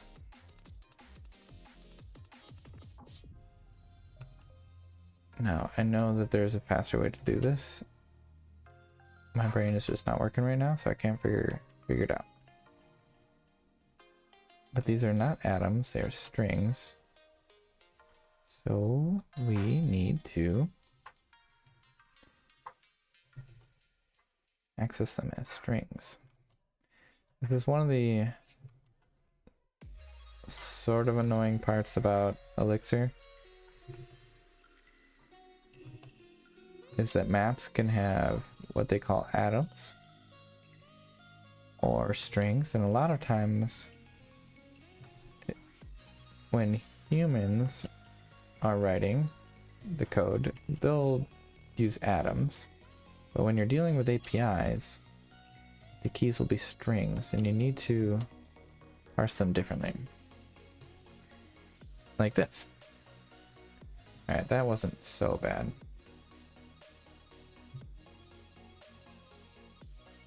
Alright, let's continue on. Our checksum is not going to be that. Our checksum is going to be our E tag. So this is what we'll use as our checksum. And then when you're dispatching, you can also set some metadata. So we will do that. I think what we want for our metadata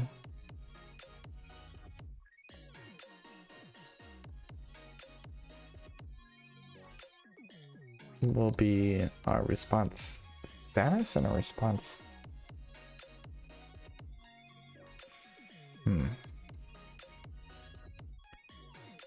I don't necessarily need all of this, but like, why not, right? Why not just have it all?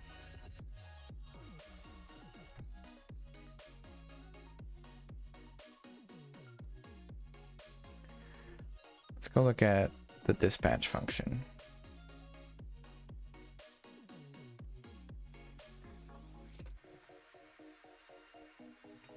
We want dispatch 2.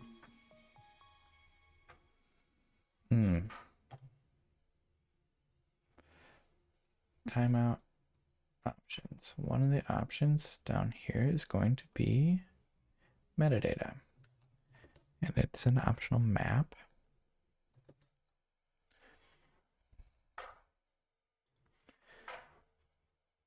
That we can pass in here. As I said, it's a map. So do it like that. And yeah, we'll just, for now, grab all of this other stuff. Let's do method, URL, query, headers, and status.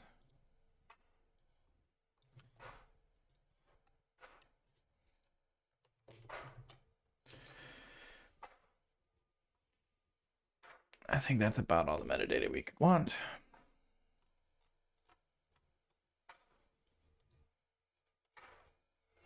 So that's good. Let's close this. See if mix format will pick up that. I don't think so. Fine though. Hold on, let me come back. Nope.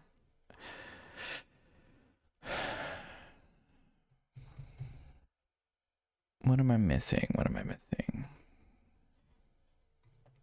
Well, one thing I'm missing is that these command routers are not hooked up.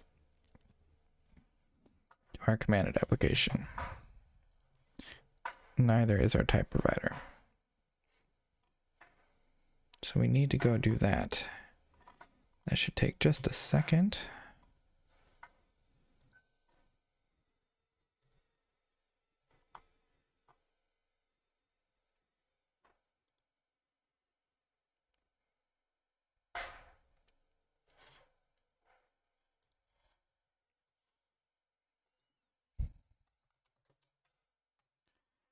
All right, we're gonna create at our top level here, we're gonna create a new file called command router.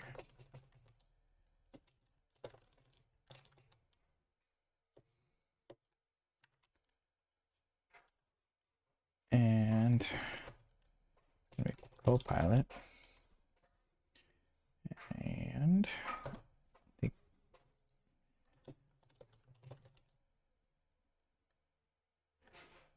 nope. Copilot dot universe dot type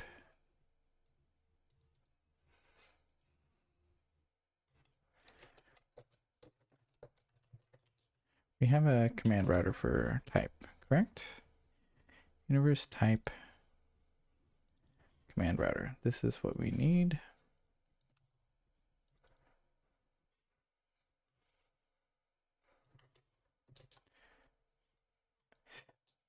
And then we need a types one as well.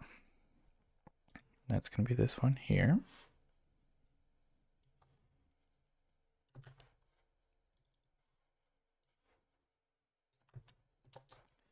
Okay.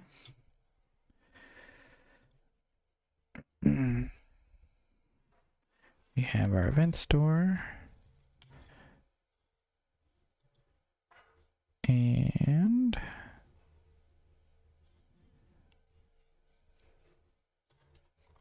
let's see.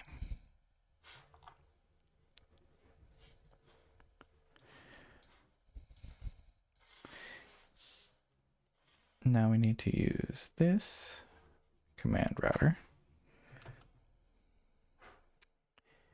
inside of our commanded application. We need to tell it that yes, that is our command router. Oops, router, command router.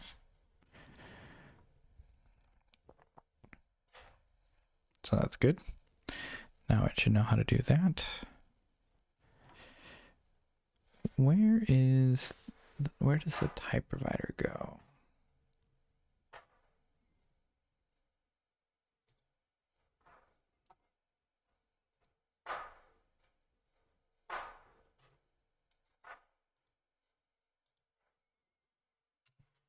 Okay, similar to the command router, we also need a type provider at the top level.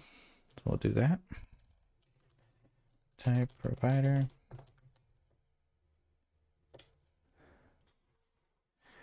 That one's going to be def module,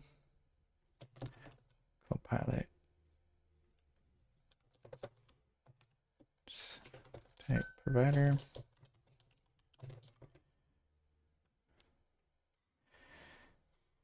And here we're going to use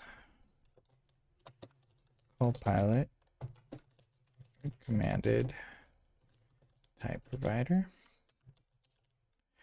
That's going to give us a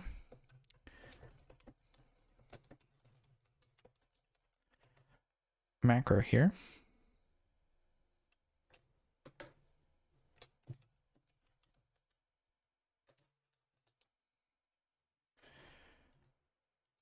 To do that. Okay. That should work. Let's mix format.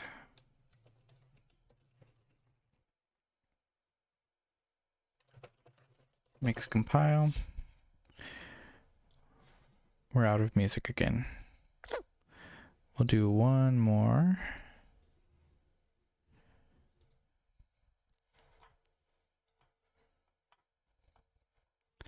Let's see what would be good.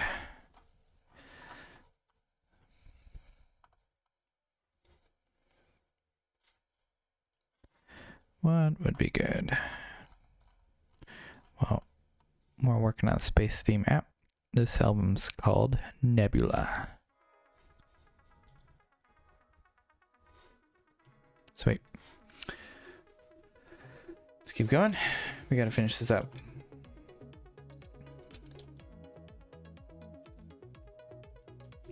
Okay. Start our application again. This time, everything should be wired. And we have this dispatch function that we want to call.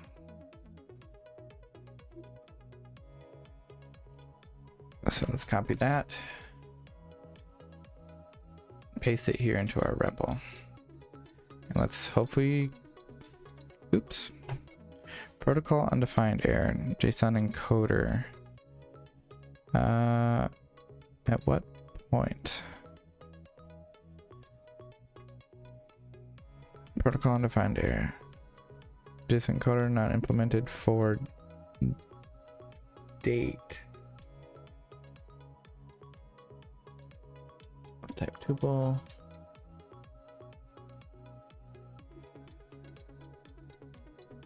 Interesting. Where was that? These were all strings.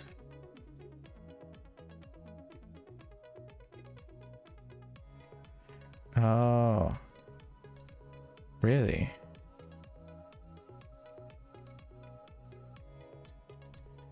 That is surprising to me.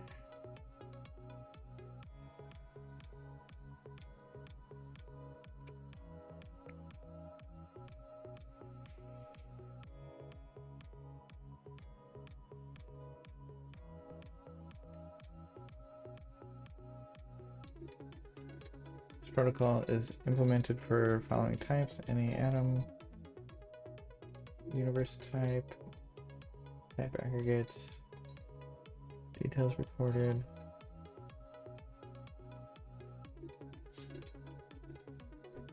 Naive.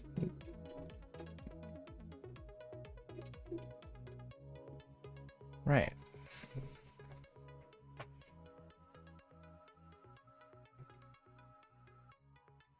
Where do we have a tuple of date with a time like that?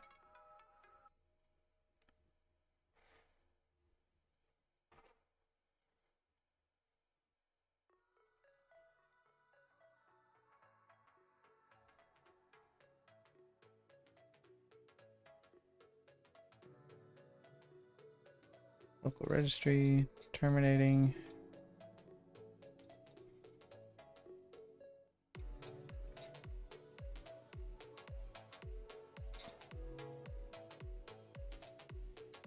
Execute command.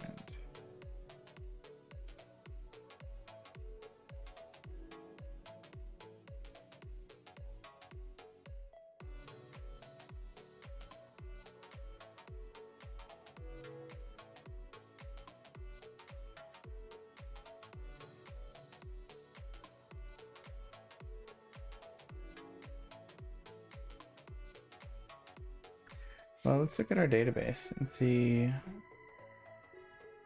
what we got. Did the event get saved into our events table here? No. Okay, that's actually a good thing.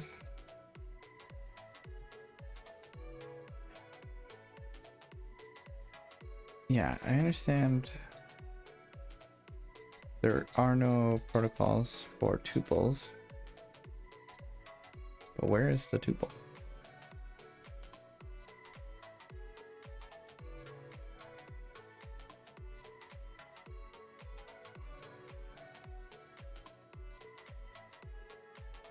All of that looks fine. Oh, it's in our headers here. Oh.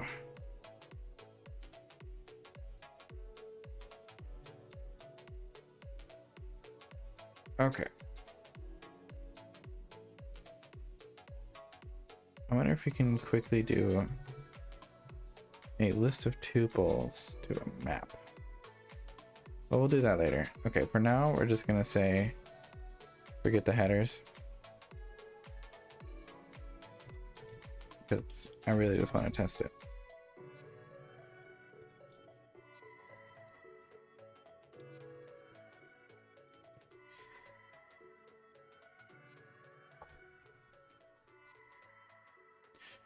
Start up. Okay, everything's good. We'll copy our dispatch command here again. Put that in there. All right. Errors, but different errors.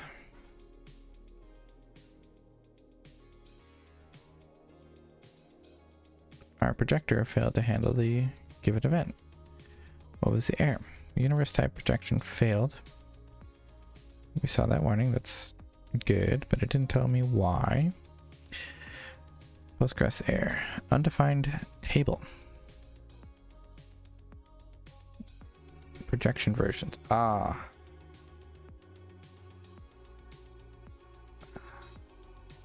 Correct. That is undefined.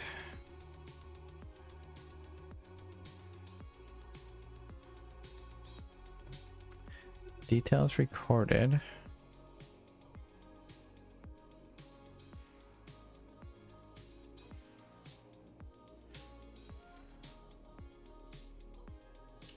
Relation projection versions does not exist. Right, but where is that table being referenced?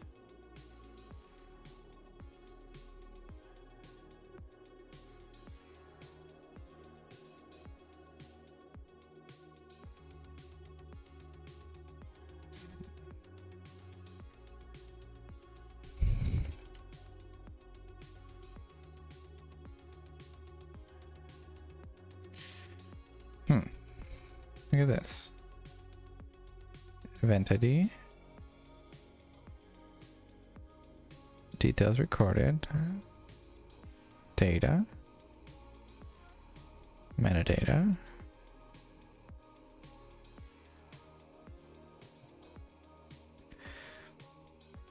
Due to.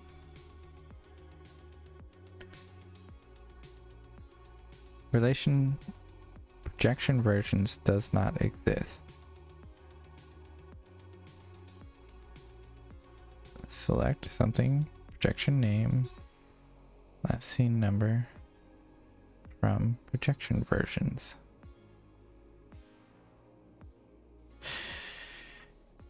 You know what this might be? Now that we have... Okay. We might just need to reset. Yeah, I'm pretty sure that's the case. And it's because...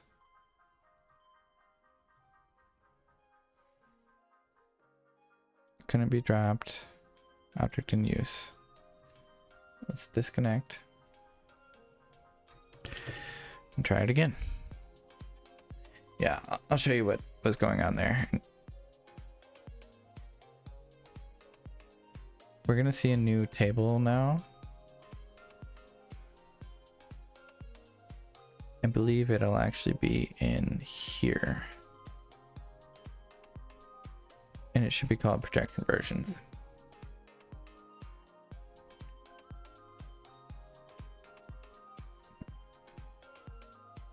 Come on.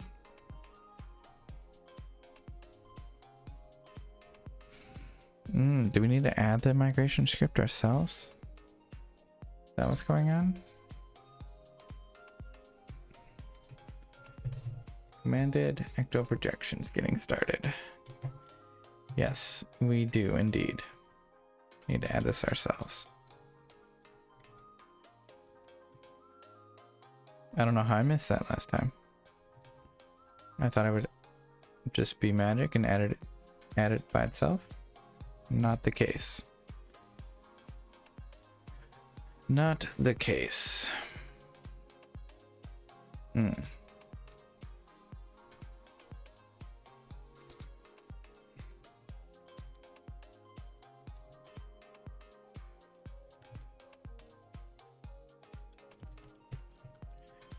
Mix reset.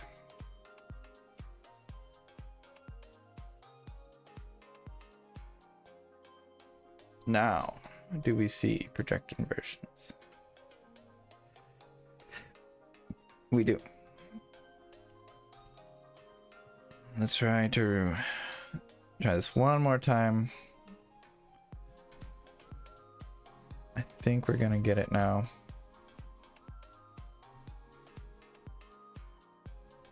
Copy this, paste it down here. Failing row contains null, null, null, null, null with a couple date times. Not null violation type ID. Yeah, that's correct. Why is it all null? Is the question.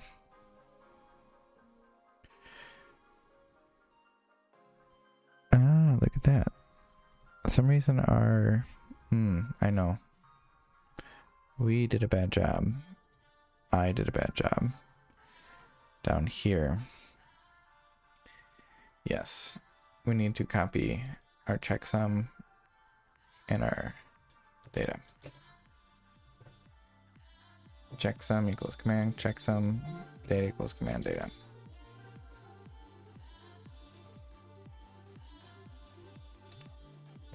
It's getting a little painful, but I promise the payoff is coming soon.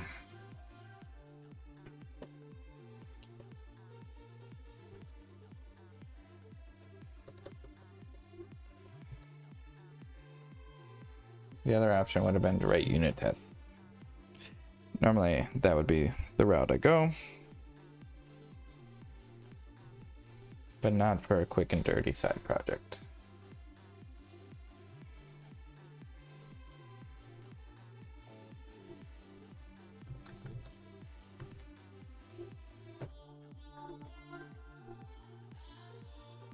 Still, huh?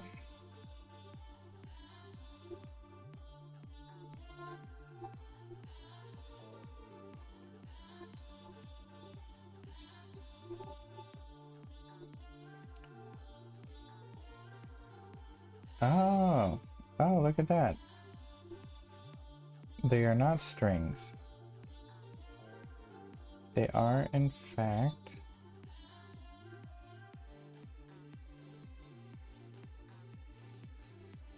somehow being converted to atoms. How is that happening? I actually don't like that.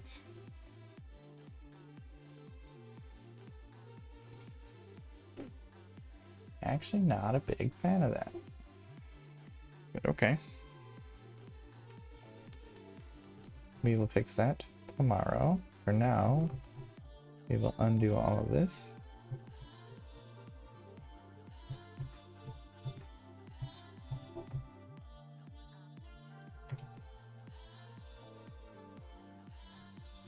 Okay. Next reset.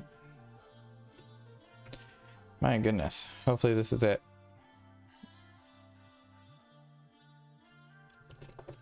This is the pain of development.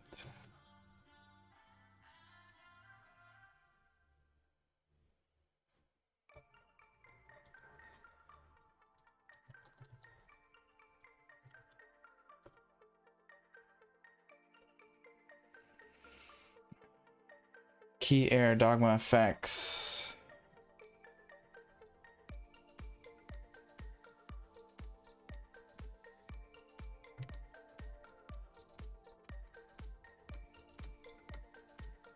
What about it? There were no dogma effects.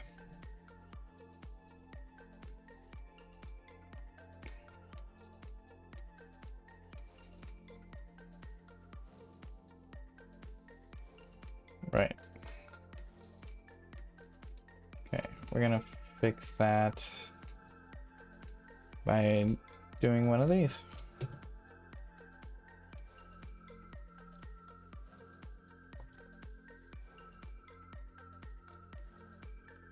Just faking it, basically.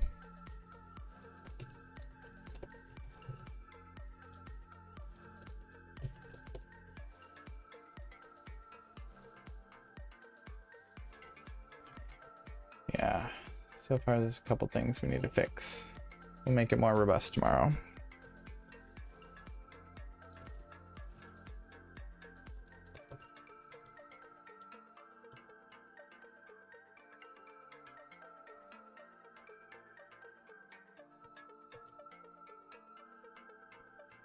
I swear if this fails one more time. Icon ID, my God.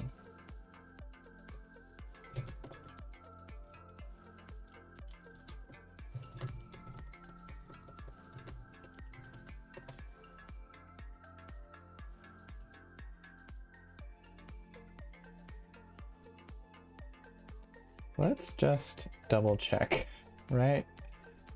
That we have everything. Type ID, yes. Capacity, description, dogma attributes, dogma effects, graphic ID, group ID,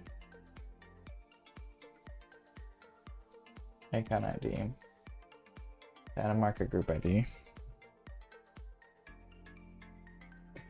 So basically what's happening right now is our read model does not accept there being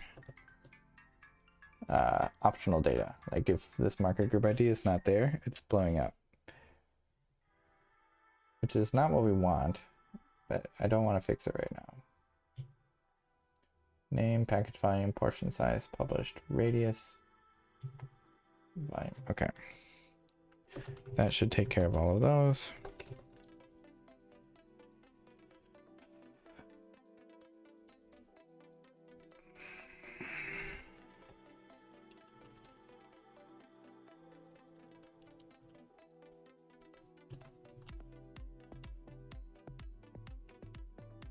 This is the one.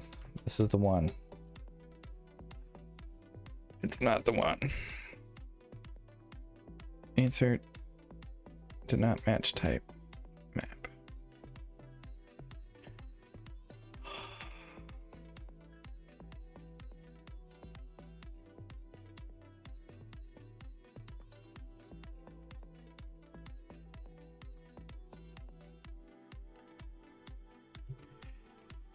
Value, attribute ID, do not match type map. How so? Like, yes, it's a list,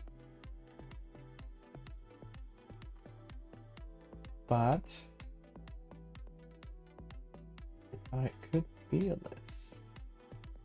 All right.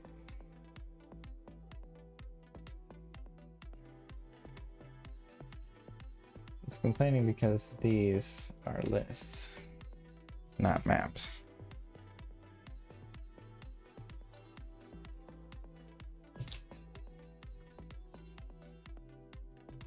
And I forget how to tell Ecto that our field is a list.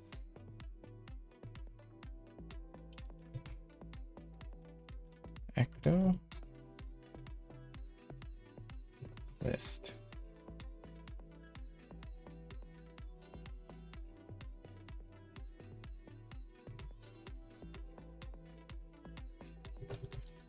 Field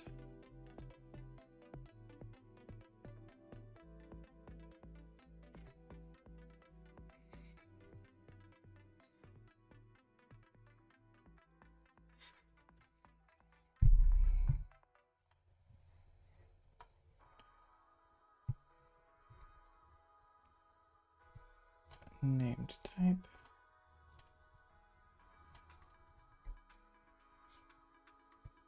Yeah, where are the field types?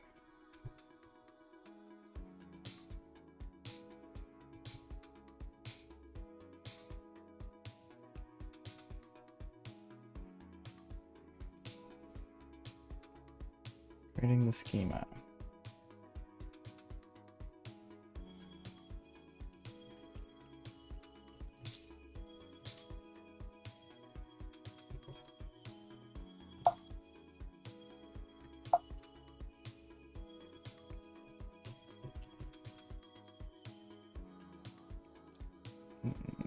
Can't do that, huh?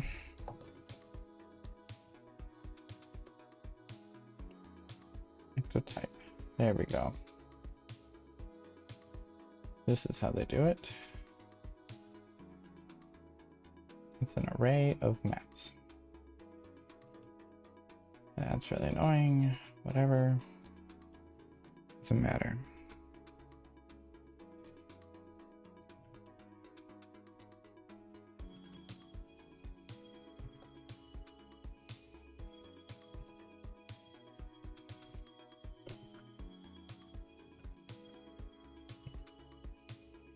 Mix. Reset again.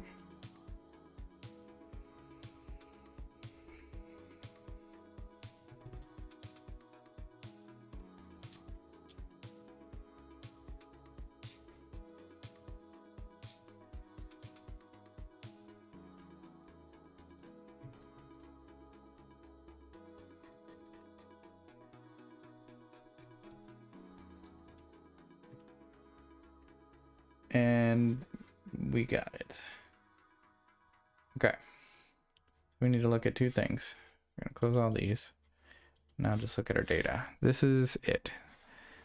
This was the payoff moment that we were looking for. This is pretty cool. All right, so we have an event that got stored in our database, and it's got all the metadata that we attached. Later we'll add headers in there. We had to omit that for now. And we also have, yes, we have our checksum and our data inside of here, which is great. Problem with that is we don't want our data to have atom keys. We want it to have string keys, because atoms in Elixir are not garbage collected, and it can be really bad if you mess that up. All right, let's make this not CSV. Let's make this look like JSON. Oops. No, CSV is fine for this. We want to view it as a tree. No, as text. Want to view it as text. That's JSON text. There we go. So here's our data inside of our table. And it's exactly what we got from our API call, which is very cool. Only problem with this is our projector does not handle null or optional keys well. So we had to create fake data for dogma effects, icon ID, market group ID, and maybe some other ones. Tomorrow we will fix that as well. That's gonna have to be it. Mix format. Mix compile.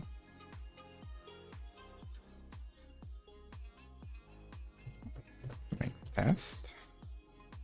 Our standard pre-commit checks.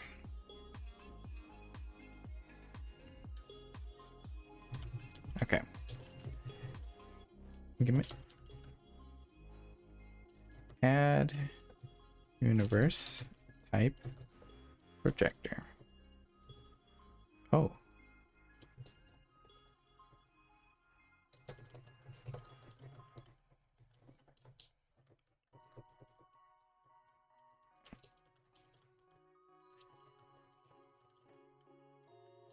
Add projection versions migration.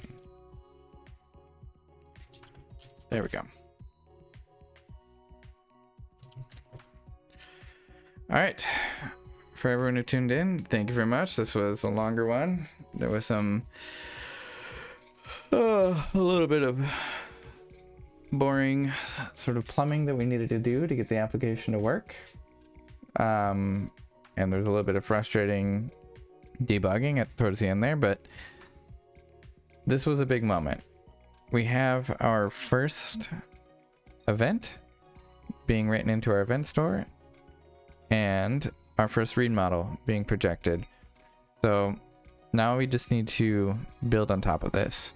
the next thing we're going to do is fix those couple of bugs that we have to handle optional keys and to make sure that our data in our events are strings and not atoms, just for efficiency reasons.